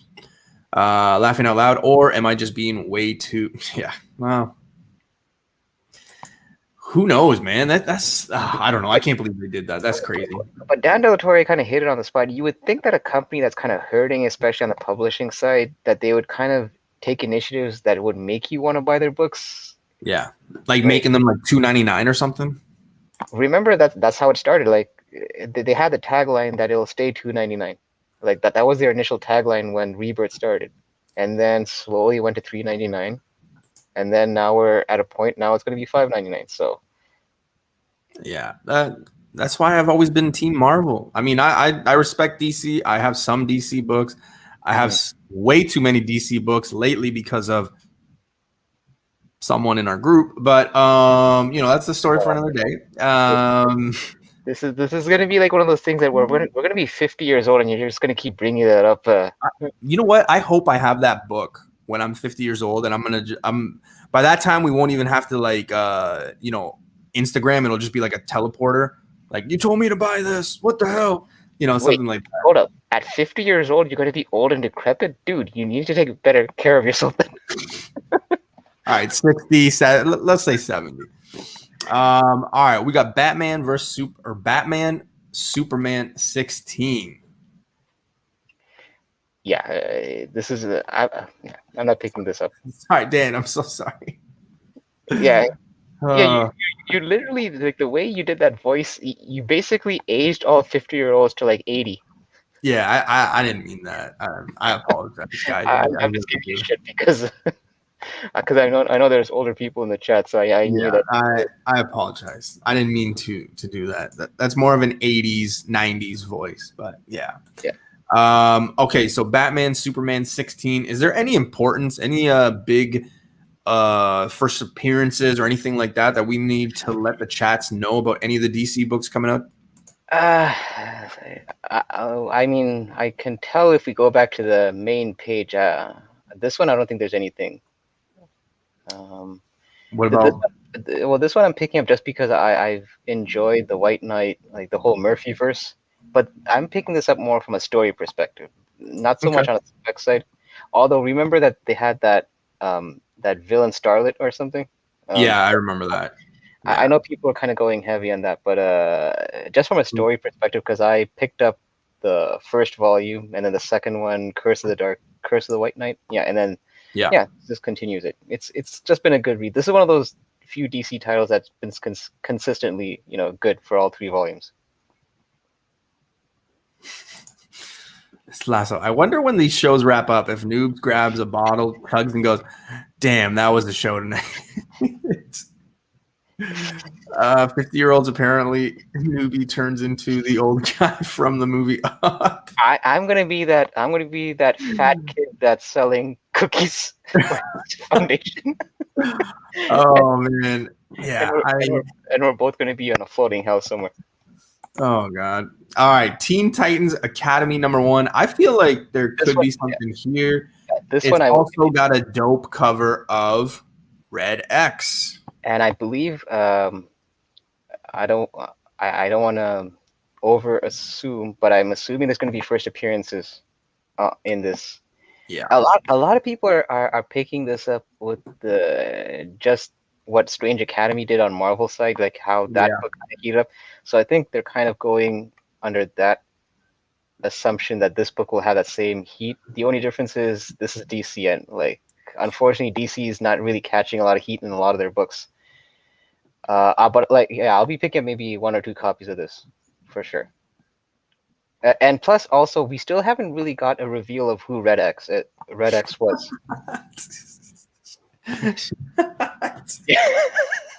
Yeah, exactly. I'm trying to sell those cookies to get that badge. Oh man, Rock. That's probably that's the comment of. What does he say that I am? What did he say? Like I am a wilderness explorer or something. Now I want to rewatch that movie. I have it on Blu-ray. This definitely. When I saw this one, I thought possibility of having all those. Oh, excuse me. First appearances. But, yeah, I have a feeling this. I don't think they're even going to reveal who Red X is until later on. No, I think that's one of the good things that's going on with that is the fact that we all want to know who Red X is. Nobody is on the. I mean, I feel like there's a lot of good guesses, but I mean, let's until it's revealed. I mean, it's probably going to be very left field. Like who knows? So, but I will be picking up at least 1 or 2 copies. That's for sure. Sandy, take care, man. Thanks for joining. Don't forget, people in the chat, to go sub and check out Comic Night, YouTube and Instagram. So Azores, what happened is he unmasked himself, but we still don't have a revelation of who the character is, because Azores was asking if Red X was actually revealed. Yeah. And then this is the final book on DC. It's Harley Quinn #1. Yeah, it's a new series. I mean, who's the writer on this one? Sorry, I just want to see. This one is Stephanie Phillips. Okay. I'm drawing a blank on what other books. I mean, she is. I think she's more of like a younger author or something. But listen, if you're a Harley fan, maybe you might want to take a chance on this one. I'm passing on this. I'm passing too. They got 14 covers coming out for it, so that's just a little. Yeah, they're heavily marketing this book, but I mean, and then you had I almost said Black Man, Batman Black and White. Whoa, Hyper! No, because it's Batman and then Black, so I kind of just mixed right. Yeah. Okay. Issue 3 had that first first maps as Robin. I don't think issue 4 has anything, but yeah, that's it. So now we're going to get into our comic news before we get into the comic spec side of things. Hyper, do you have any news that you want to talk about, brother? Comic news. Dude, I'm drawing a blank right now. Okay. Well, there's not. Oh, so the news that I got is Let There Be Carnage has been delayed until September 17th. Yeah. Kind of posted that a few days ago on my IG. Originally I was expecting the movie to come out in October anyway. So the fact that it's delayed to September, I mean, that's even better. For all those who are waiting to sell their ASM 361s, you kind of have an idea on when to sell them right there. If the movie's coming out September 17th, you should probably be on the lookout to sell that book by September 10th, which will basically tell you that there's probably going to be about 2 trailers from now until August. So let's do the math there. We're basically getting into April. So we got April, May, June, July, August. We got about 5 months. So in the next 5 months, we're probably going to get our first official images of Carnage, which is really going to spike that ASM 361. I never thought I'd say this in, maybe don't buy the book right now. You're basically late to the party because a 9.8 is in the $1,000 range. But I wouldn't be so sure if, like, even if you bought that book right now for $1,000, we get a trailer that a 9.8 doesn't reach 2. You think it'll actually go that high? I don't know. Like the way the market is, and with just all the craziness. I mean, maybe a 9.8 newsstand. I mean, maybe, but I don't think that, like, if you're holding on to a direct edition, I don't see. It's hard for me to picture a direct edition going for that much.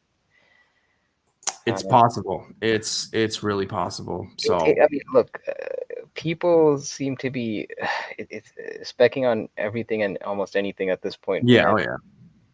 And excuse me.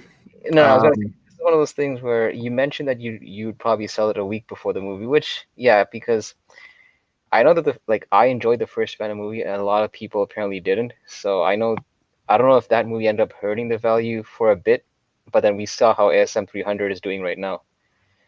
I'm doing the same. Well, I only say that because I have a 9.6. I have an ASM 361 9.6, and I bought it for about $200. It was about $350 around Christmas time. Last month it reached $400.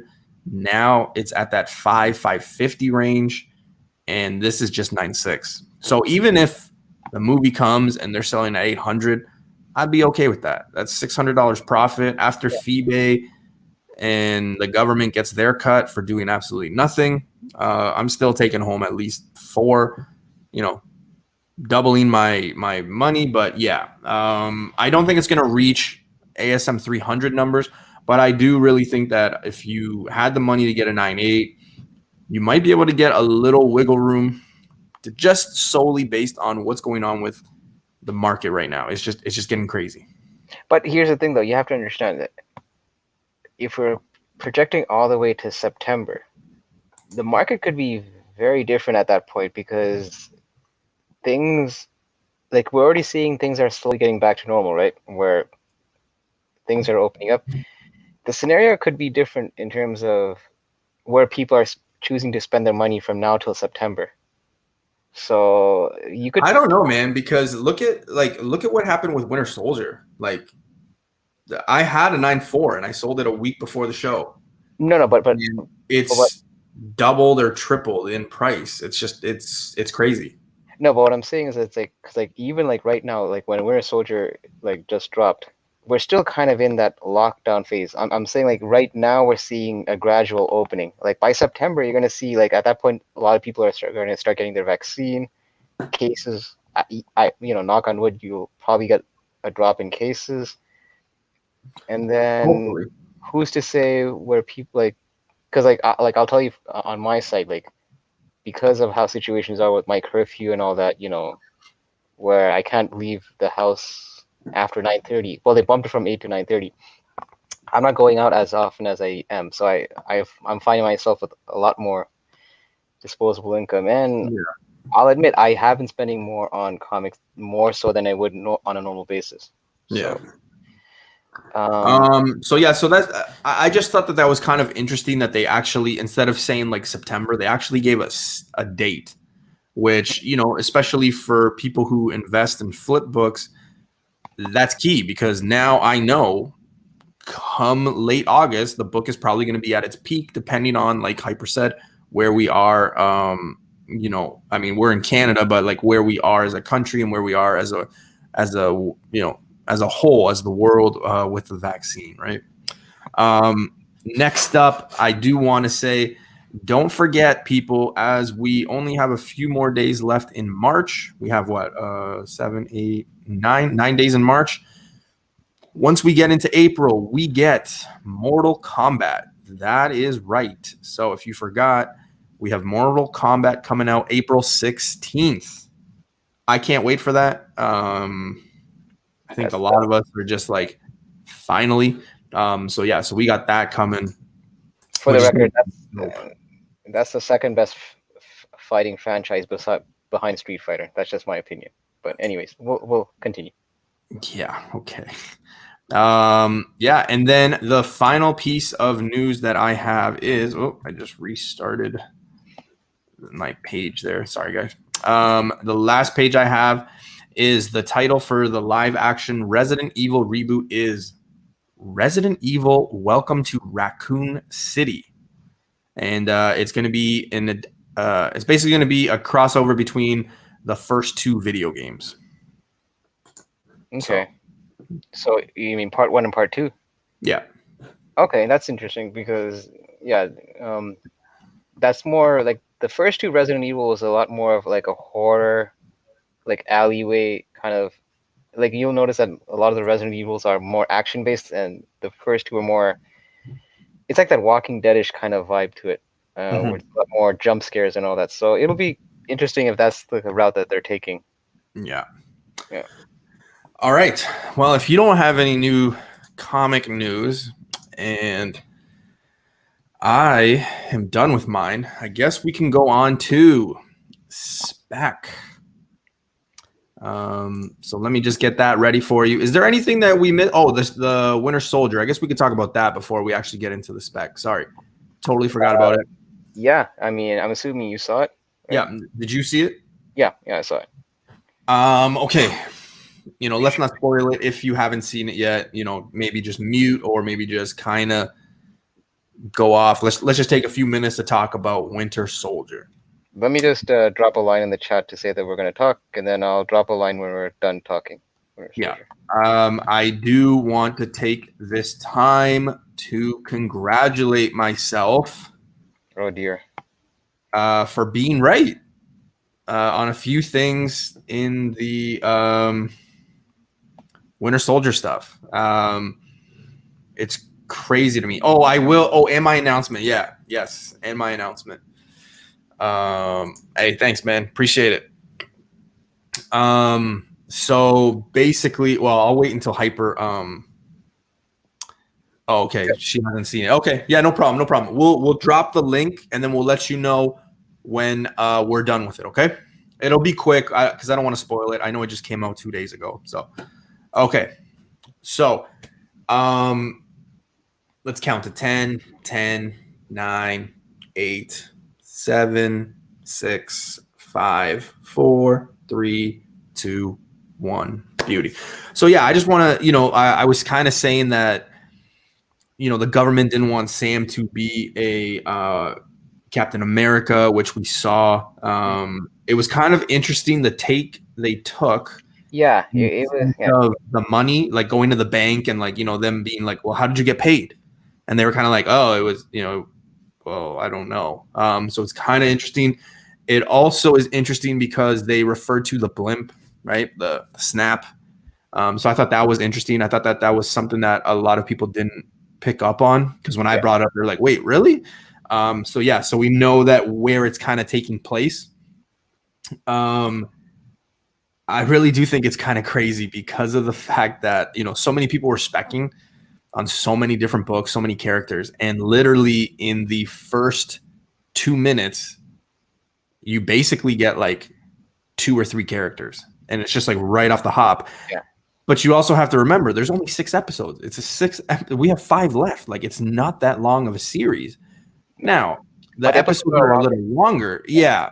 But do they keep going up? Do they become longer as we go like we did in Wanda? You also got to remember that there was no end credit on this one, but like those credits are like 10 minutes of of it themselves, right? It's So I thought it was interesting how we got Joaquin Torres, which is somebody that a lot of people were specking on. So that book really went up. Yeah, that book exploded Friday morning. Even though people told you, hey, go, this might be a book to go pick up, that people didn't listen. People overpaid on Friday, Saturday, and possibly today. But yeah, so Joaquin Torres in the comics eventually becomes the new Falcon. So, you can kind of take, you can kind of have an idea of what's to come. But again, it seems to me like Sam and Bucky will be kind of against the government in this. They're going to be doing a mission to find something, and the government's going to be against them, I think, because the government has picked the Captain America. They got U.S. agent, and clearly Sam was pissed. You can tell. So it's going to be interesting to see what happens. We also got Flag Smasher. Smashers. It's actually a faction. Smashers, yeah. So we got them. So yeah. So let me just throw out the things that we have already seen. Joaquin Torres, the Flag Smashers. But then people are saying, oh well, we're gonna get, we are gonna get Baron because he's on the cover, he's on posters, he's in the trailers. Like we already know that he's coming, right? And then people are saying Omega Red and this and that, and it's just crazy because of the fact like we only have 5 more weeks of this. So like how much can they really do and like kind of connect it to the next thing? It's just going to be really crazy. One thing that I will say is this is nothing like WandaVision. It almost got me back to like, hey, okay, we're back to Marvel, right? Like there was action, but even when there wasn't action, you still had that suspense. It was kind of like, oh man, I really enjoyed it. Not to say WandaVision wasn't right. It's just the first 2 episodes of WandaVision. You guys know my reaction. I was just kind of like, what the hell is that, right? And then I ended up loving WandaVision. It happened to a lot of us. So yeah, I really enjoyed the episode and what's going on. Winter Soldier being one of my favorite characters. I really enjoyed it. So yeah. And it seemed like you got a lot of what, like you got to see an insight into like their family life and their personal life. I thought it was interesting that take that they took with like, oh, well, how are you getting paid? Right. So yeah. That was kind of interesting. Listen, I thought one thing about these Disney Plus shows that it does very well that you can't really touch on with the movies is because the movie's only like about 2 hours long. Like you mentioned, it kind of delves into like the other aspects, like I guess the non-exciting aspects of a superhero that you don't really realize, like you mentioned, like the whole how to get paid, like, certain struggles, like everyday struggles, which I kind of find will help the characters be more fleshed out. I don't know if you picked up on how there was several like racial undertones, like like when they were at the bank, and then he said like, like I can't really quote it properly right now because I kind of forgot, but something like we can't approve it, and then his sister was like, I guess not to people like us or something, right? Yeah. It's almost like it's like they're not blatantly pulling it, but it's almost like it's kind of acknowledged almost. So yeah, it's going to be interesting how that kind of scenario plays out. And it's making Bucky and Sam a lot more interesting as characters. Yeah. Like, with his whole flashback of the time when he was a Winter Soldier and when he, killed, that dude, the consulting guy, and then he's basically being friends with his father in the apartment. I find that it's doing a really good job of making these characters a lot more relatable, I guess you could say. And dude, you mentioned all these characters, and you did my guy dirty, GSP. He was in the first. Oh yeah, he was in there too. Yeah, I apologize. He was in there too. And you actually brought that book up, so I do owe you credit there. So yeah, Batroc the Leaper, and he didn't get caught. So who's to say that he won't pop up again? Yeah, but like, okay, let's face it. In Winter Soldier, the same thing happened. He had this little scene, this fight scene, which was terrible, and then he goes off. And then we have this scene right now. So what? Is he going to show up 5 years from now in another movie for like 2 seconds? Wait, hold on. But in Winter Soldier, didn't he get his ass kicked by Steve Rogers. Yeah, but I think he still gets away because in that movie, if you remember, he throws a grenade at them while Black Widow is taking that information, and then Oh yeah. So I was just happy that GSP didn't get punked out by Falcon. So yeah, that would have been bad. yeah, but yeah, it's just it's funny how in the first episode they haven't met yet, Falcon and Bucky. So well, the therapist also said, right, that she because she asked for his phone and she goes, "Oh, you have a few messages that you've ignored from Sam." So yeah. So I mean, I like the slow burn that they're doing with the series. Yeah, I do too. They're not giving us everything in the first episode that you kind of have to pace for. And I think a lot of people, although I enjoyed the series WandaVision as a whole, I think a lot of people complain about the first episode of WandaVision.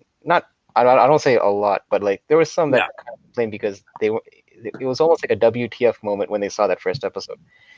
Well, that's why they did the 2, right? It was just kind of like, what? Yeah, but even when they did the 2, it still was like you're going from like black and white to still more like, to the 80s. Whereas this one, it was like right from the jump, it was like a full-on an action scene, and then they kind of slowed down like the pedal a bit. So yeah, man, I have no complaints about this. I thought it was a great first episode, and I think the series should be great overall. Before we finish, I do want to bring this comment in. Yeah, don't forget that one of the Flag Smashers had that super strength. That's true. So just something to think about. Yeah, it's pretty. I enjoyed it. I can't wait. Let me just do the thing. Yeah, man. I really enjoyed it. I can't wait. And no, we haven't talked about the Snyder Cut. I haven't seen it because I haven't seen it. Hyper hasn't seen it. I haven't been able to dedicate 4 hours of my time to watch it. So yeah.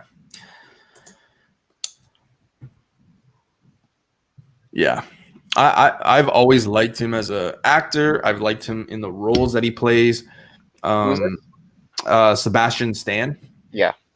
So, and I think it's going to be important to, it seems like it's going to balance too, and we're going to get an insight of, Bucky still dealing with some of that, Hydra stuff, and like he hangs out with that guy because of the son, and so I won't mention anything else because we just finished it and I don't want to spoil it for anybody. So I just finished it. They could have made 4 movies out.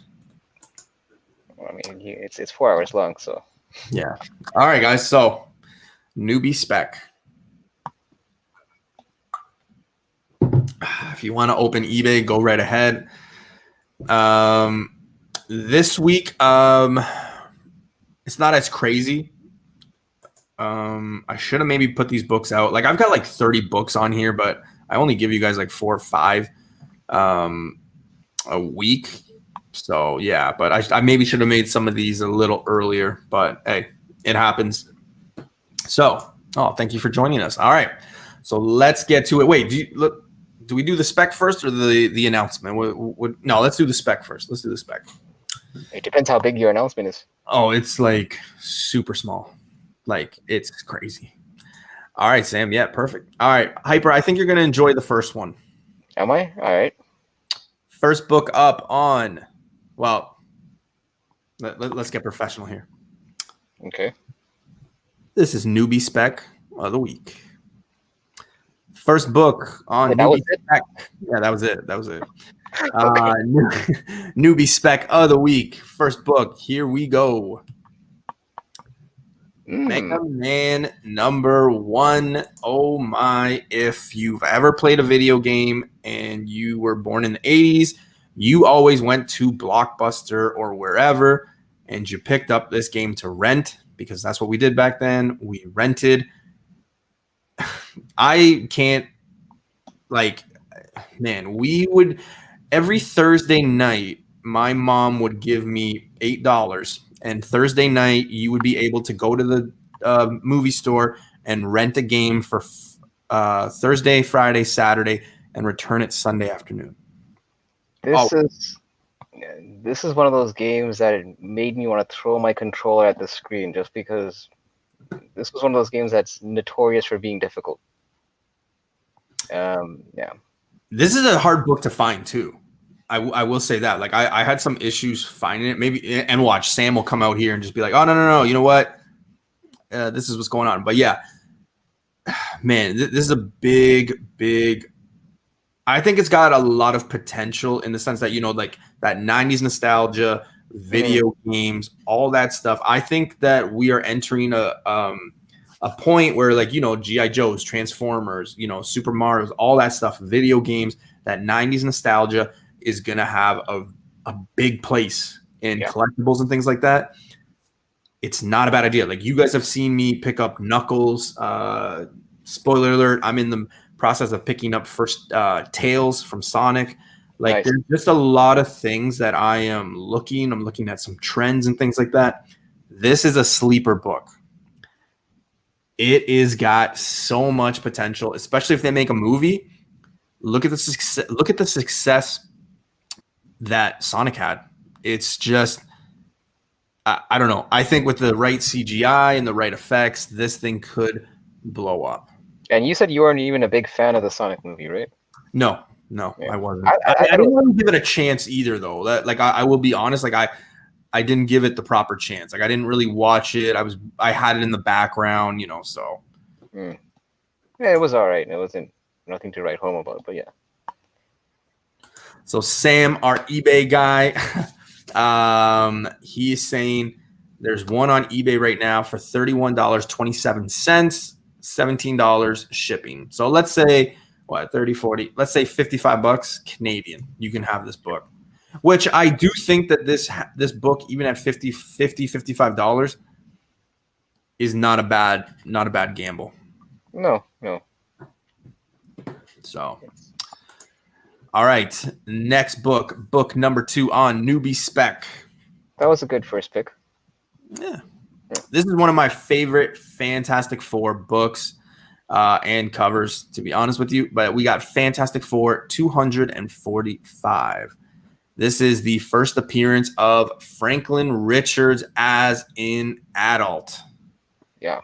Slept on book. It's picking up some heat right now. You never know. Here's the thing with this book, and we've talked about it multiple times. I know I've talked about it with a few people in the chat a few times.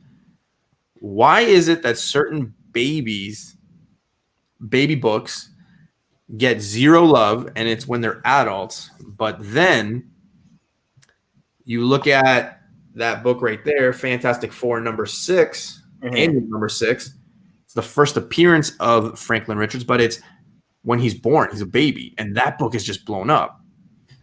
I think this might be the next book that, if some correction or whatever happens with babies and adults, I really do think that this book could have huge legs.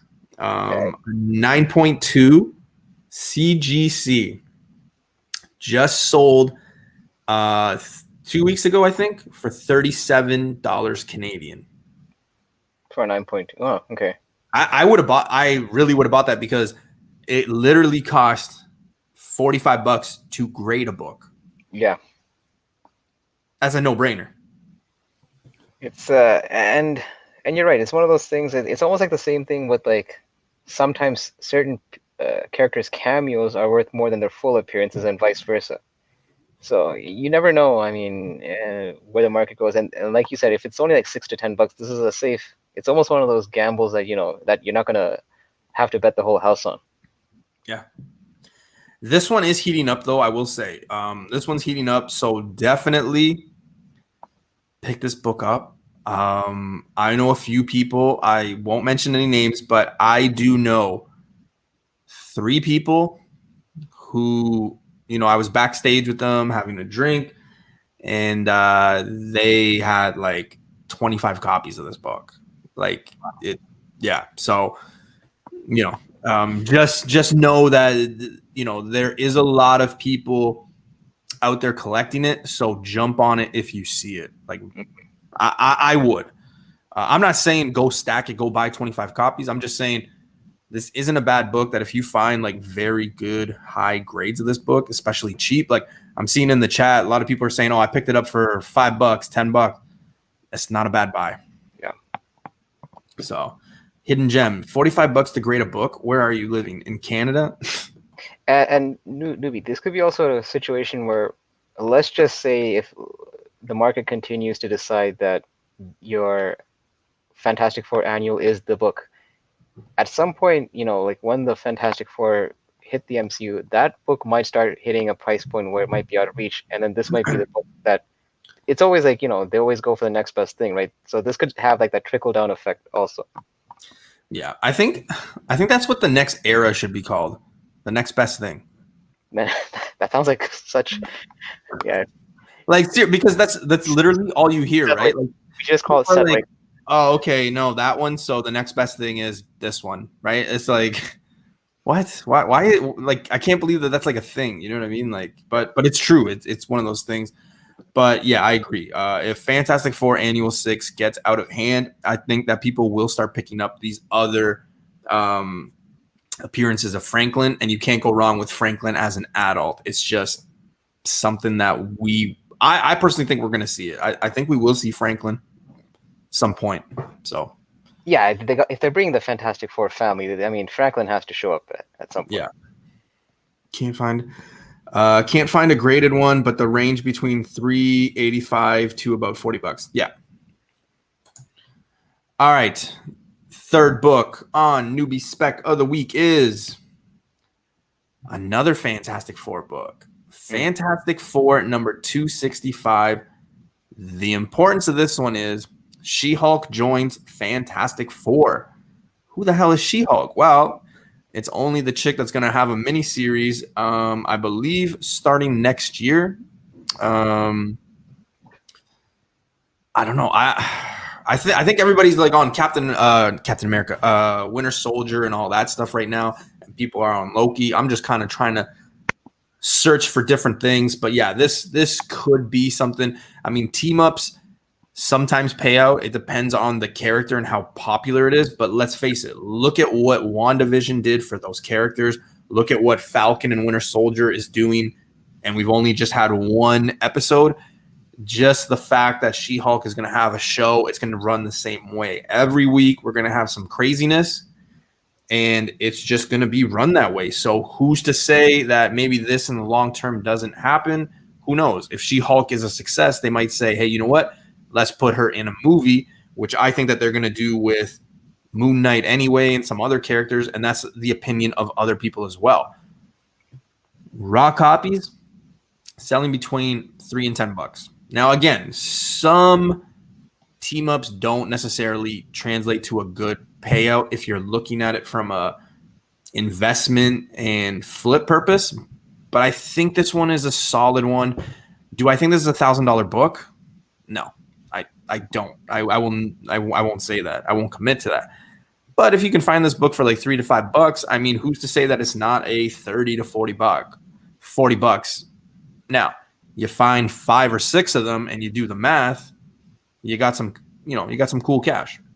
Yeah, and I mean, I like this pick a lot just because you kind of touched on it, how, when a show is about to approach or when a movie's about to approach, collectors tend to want to buy books close to the release date, surrounding that book. Whereas, the smart play, if you want to pay the lowest amount for keys for these upcoming franchises, look for something that's coming, down the horizon that, isn't imminent yet. Like you mentioned, this one's going to come out next year. So don't wait until like, winter 2022 to start picking up the keys for She-Hulk. Might as well start looking into this character right now and start picking up. So, because that like a lot of books surrounding this character, and this is why I always say like Shang-Chi is one of those undervalued characters at this point, because no one's really talking about him, even though we know that his movie's coming out. It's just that because it's a few months away. Yeah. It's this is one of those characters that you might as well start looking into stacking up on keys for this one, because you may have already missed the boat on characters like Falcon and Winter Soldier at this point for certain keys. Totally agree with you. Sam is saying a 9.6 is selling for $87. 9.8 is selling for 187. So they've gone up in the last like week or so since I've been doing this then. So yeah, definitely. I mean, I don't know. I usually try to secure my bag, as I've told Keys before. I kind of, put the information out there. But yeah, I just think if you're waiting week to week to get on, say, a Falcon or Winter Soldier book, I think you're late to the party. I think think of Loki. Like you right now should be looking at the Loki stuff that you should be buying while everybody is Falcon, Winter Soldier, right? Mm-hmm. Yeah. This is the time to look for Loki. What's after Loki? Like, don't worry about the Black Widow stuff because, well, maybe the Black Widow stuff, but like as for Falcon and Winter Soldier, Mel V talked about it. He's not chasing it. I'm just going to watch this show. I've sold my first, Winter Soldiers, but yeah, if you want a spec and you want to buy the book where you're going to make a really good investment, you have to look when no one else is looking. So my piece of advice is start looking at Loki, like right now, so. All right. Newbie Spec of the Week, book number 4. I've touched on some of these books in the last couple of weeks. We talked about Alpha Flight 33. We talked about Marvel Comics Presents number 72. Just all that Weapon X stuff. This is the first appearance of Sasquatch. This one I recently picked up. Yeah. Raw copies are selling for $5 to $20 depending on condition. This one, I will tell you guys, I've been in shops where they sell this book for $21. I've been in shops where they sell this book for $1. Just because they're selling it for $20 doesn't mean it's high grade. I found that the $20 one was like a 7.5, where when I picked up some of these, they were $1 and they were 9.6. There's a lot of these out there, so make sure don't just pick any one. Like, make sure you're getting them in high grade. Try to get those 9.4, 9.6. Obviously, 9.8 is the goal. But yeah, again, with that Weapon X, Wolverine stuff, I could see a lot of these Alpha Flight books being undervalued. I think this one has a lot of room to grow. And if I'm not mistaken, there is another first appearance or something in here. It's the origin of Sasquatch. Yeah, no, I think there's something else, though. There's something else in this book that's not in the notation. Shoot, what is it? Well, I don't even think a lot of people knew about this first appearance of. Is it SAQ or just SAC? I just put It's Sasquatch. I just put that because I didn't want to spell it. So. Oh, dude, but it's not the first appearance. It's the origin. Okay, the origin. Sorry. Yeah. I don't know. I think this has later on will have some legs. So I really do think that this book is something to be on the lookout for. Again, I found it in dollar bins. They're out there. Is this $1,000 book? I don't know. I don't think so. Yeah. But if a 9.8 is selling for, like what Sam is saying, for $184, who's to say that a 9.8 doesn't go for 4 or 5 range, somewhere in there? Again, it's all spec and things like that, but I do think that this has a lot of potential. And this is the case because it was like in the early 80s. Like the newsstand copy is actually a lot more prevalent than the direct edition. So yeah. And Alpha Flight is one of those groups that people have kind of been low key specking on that team might appear in the MCU at some point.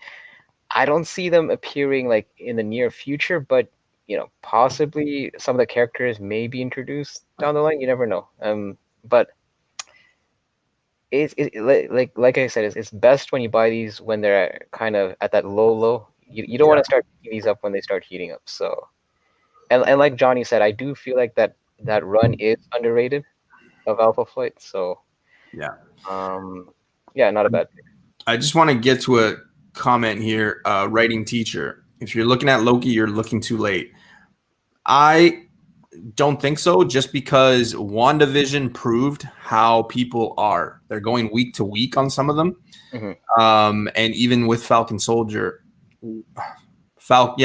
Winter Soldier, people are still doing the same thing. I'm having similar conversations and people like that. So I think it's like out of sight, out of mind. Even though that people know that Loki's happening, people aren't collecting heavily because they're trying to collect all this Captain America, Falcon, Winter Soldier stuff. And then we have Black Widow. So from now till June, I think it's got people.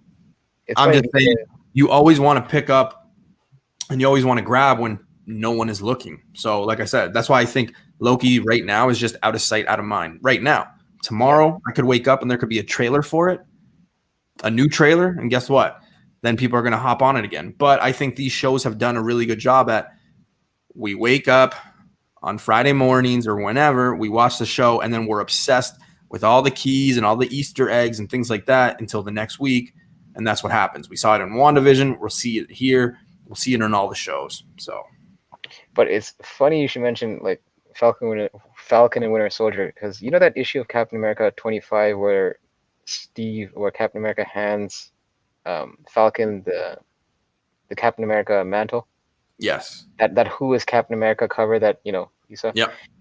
I think 2 weeks ago prior to the show, that book was like maybe $25, $30 for the first print. And then it jumped to like $40-$50, pretty much like the week before. So yeah, like you mentioned, like, I mean, I wouldn't advise waiting that late into the series to pick up these keys, but it just goes to show that even like a week before, you'll see these books jump, even though you know that these characters are coming. So. All right. So I'll do one more, and then we'll get into the news. I don't even remember what this next book is. So, Newbie Spec of the Week, book number 5. Hear me out. This looks familiar. Hear me out. Yeah. We all know what this is, depending on what side you are. This is either the cameo of Gambit or it's the first appearance. You can have that debate. I am nobody, so I'm not going to debate. I really am not. I sold X-Men 266. I regret it because I just did it maybe like 2 months ago. But this one right here, I think is important. And here's why. A lot of you are saying, well, Newbie, I mean, yeah, okay, it's maybe the cameo, maybe the first whatever. It's everywhere. That's the point. It's everywhere. The fact it's everywhere, I've seen it. Ask Key Issues. I have seen this book in dollar bins pretty much everywhere I go. A lot of them in high grades. I've never paid more than $30. And I've got about 4 of them graded. I've had some in 9.4, 9.6. I've sold them. I've flipped them. All of that. Here's the thing. Hyper, what did I say the next era should be called? Jokingly, of course. The next big thing, the next best thing. What was it? Bingo. Yeah. So I personally think that we will get Gambit in the X-Men. I think that they will really do that. He is a very popular character that if they wanted to make money, they wanted to merchandise, they wanted to market it, they could do it. I really like Gambit. What are people going to do when Uncanny X-Men 266 is out of reach? Mm-hmm. What is the next book they are going to go to? This one. Yeah. They will go to this one. Yeah. It's a no-brainer for me, but I think it's just one of those books that people see too much of, and it's not out of sight, out of mind. Like they see it everywhere, and they're like, oh, I see this book everywhere. Well, guess what? At one point, people saw ASM 300 everywhere. And look at it. I'm not saying this is a $1,000 book, but in 9.8, 9.6, the next best thing to possibly when we get Gambit. Because let's face it, Uncanny X-Men 266 right now in the 9.8, it's reaching 11 to 1,200, I believe. Wow. No confirmation on cast. No nothing. Like there's nothing. So if the character does hit, what happens to this book? Because that book will just go crazy. This one will rise. And you know what I mean? What's also helping that Uncanny X-Men 266 is Gambit's actually on the cover. And we've seen how... The thong cover. It is the thong cover. I relate that book as thong cover. thong cover. I mean, he could be wearing like just a Speedo for all we care. I mean, it's still Gambit in the front. So and you know the market does pay attention to that also. The fact that you know it's the same situation. Like I'm not saying this is the only reason, but like with Hulk 180 versus 181, you have, and I'm not gonna go down that rabbit hole. Trust me, I know that people have their opinions on that book, but you see Wolverine on 181 versus 180. So yeah, man. I mean, this is a situation where um I was like, I was gonna agree with somebody saying that might as well grab them both if you can, but now you're telling me it's like $1,200 for a 9.8. But Yeah, I still yeah. I mean I still think that you could still find 266 at a reasonable price if you looked hard enough. Like maybe raw copies that you could possibly grade, but because Gambit is still under the radar for the most part, you could. I'm always of the opinion if you have the bread, buy them both to kind of squash the argument. But yeah, this is for the money that you're paying for this book, it's not a bad pick at all. Yeah. I do want to bring this right here. Yes, we know Gambit did show up. However, it's basically one of those movies that has an eraser. That wasn't the true Gambit. It was like a throwaway appearance, in my opinion. I mean, just because that movie itself was almost like a throwaway movie. Yeah. So it's one of those that it doesn't really count. If you ask a lot of people in the community, a lot of people in the that didn't matter. So when the next time that Gambit does show up, the true Gambit, it's going to explode. And it's just going to be unreal because, they're going to be able to market him so well. I mean, outside of Wolverine, on that run, on that that cartoon from the 90s, like Gambit was the next best thing. Like he was. So yeah, I've always been a big Gambit fan. Like I said, I sold my Uncanny X-Men 266 a little too early. I sold it just before Christmas. I wish I would have held on to it, but yeah, definitely. Like I said, boys and girls, ladies and gentlemen, this is the next best thing to grab. If you can't get and you think that Uncanny X-Men 266 is out of reach, this one will go up. It will. Look at books. Look what happens to these books. And what's super hot right now? X-Men. X-Men is super hot. Everyone's getting keys. So yeah, it's a book I would be on the lookout for. No, for sure. And you could definitely find deals on these. Yeah. All right. That was the Newbie Spec of the week. I will be back at it next Sunday with 4 other books. I gave you guys a bonus book today, and it's not even my birthday. So, I gave you guys an extra book. Sam has whatever happened to the rumor that Channing Tatum was going to play Gambit? That was actually like a thing. I think it was confirmed, and then they couldn't get a script or whatever, and then they just kind of scrapped it. So, who knows? Johnny's saying I need Avengers Annual 10. I just sold that book like another book with a horrendous cover, but still has a good first appearance in it. Yeah. Well, guys, that was it for the Spec side of things. Like I said, usually we're joined by Face or Keys. Not to say I didn't have fun, but yeah, usually there's 3 of us. We did New Comic Book Day. We had some news. It was kind of light this week for news and then the Spec stuff. So, we appreciate you guys tuning in. Before I do the announcement, I just want to say, first off, if you're new to the channel, make sure you guys hit that like, hit that thumbs up. I think that's the same thing. That notification bell, that sub. I really do appreciate it. I'm on the road to 2,000. Got a video dropping probably tomorrow, if not Wednesday, Tuesday. Me, Hyper, Face, possibly Key Issues. Who knows? Possibly. I don't want to put words in his mouth. Possibly. Okay. He might be joining us for Grail versus Grail round 2. We got 4 rounds, NCAA tournament style. So we're going to get into round number 2. It should be pretty fun. There's a whole whack of modern, DC, and Marvel we got to talk about. So that's going to be dope as hell. So make sure you guys tune in Tuesday, 9:30 p.m. Eastern time as well. Hyper, what do you got coming on your channel? Before I give my announcement, let the people know what's going on. Yeah, you could follow me at hyper.combo.comics on IG. There you'll see the link to my YouTube channel, which is not very active at the moment. It's just working on a few things, a few side projects with Mr. Face.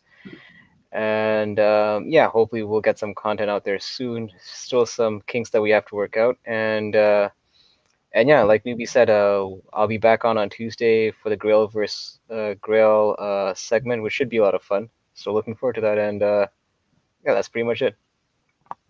Perfect. So guys, I do want to say, actually, I was telling Hyper before we went live. I was saying, and this is kind of part of the announcement.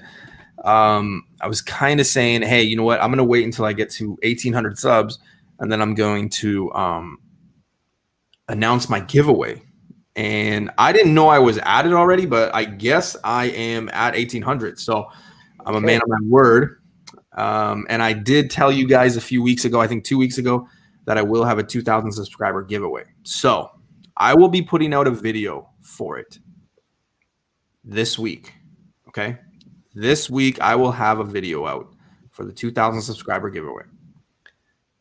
I'm going to make it fun. So I'll let you guys know that there is 2 first appearances, 1 slab, 2 gift cards, and a whole whack of stuff. Let's make it big. Let's make it a good one. So yeah, tune in for that. That's going to happen this week.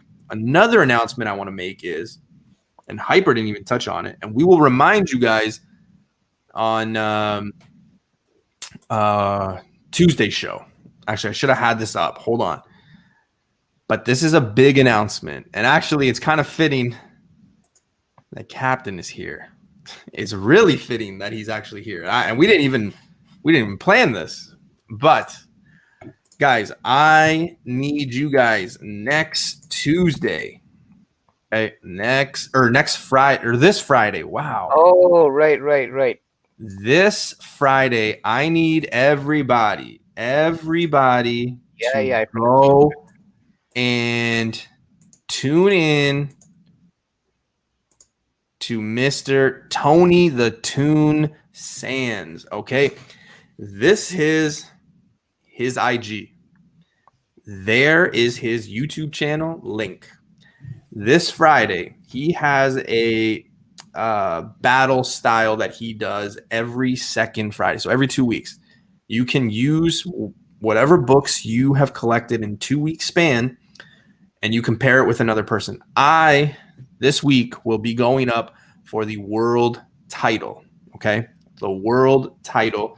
There's a few prizes and things like that. I've got a really good competitor, so I do appreciate it. Basically, all you guys have to do is come, tune in, have some fun, and vote Newbie. Any book I put up, just vote Newbie. Okay. While I say that, Hyper is actually going for the TV. What is it? The TV championship? Yeah. So basically, as Newbie's going for the heavyweight title, I'll be going for the television title. The thing is, I believe I should be on the same show as you. It hasn't been finalized yet. That's why I didn't really make the announcement, like, per se, because I didn't get the confirmation. But I believe I should be on that same show. So I'll be challenging for the TV title. So the difference is, whereas like Newbie's books, it's pretty much like anything goes in terms of you can bring out the big guns. For the TV title, it's more like you kind of have to play by a lot more stricter rules, where I can't just pull out like $100 book.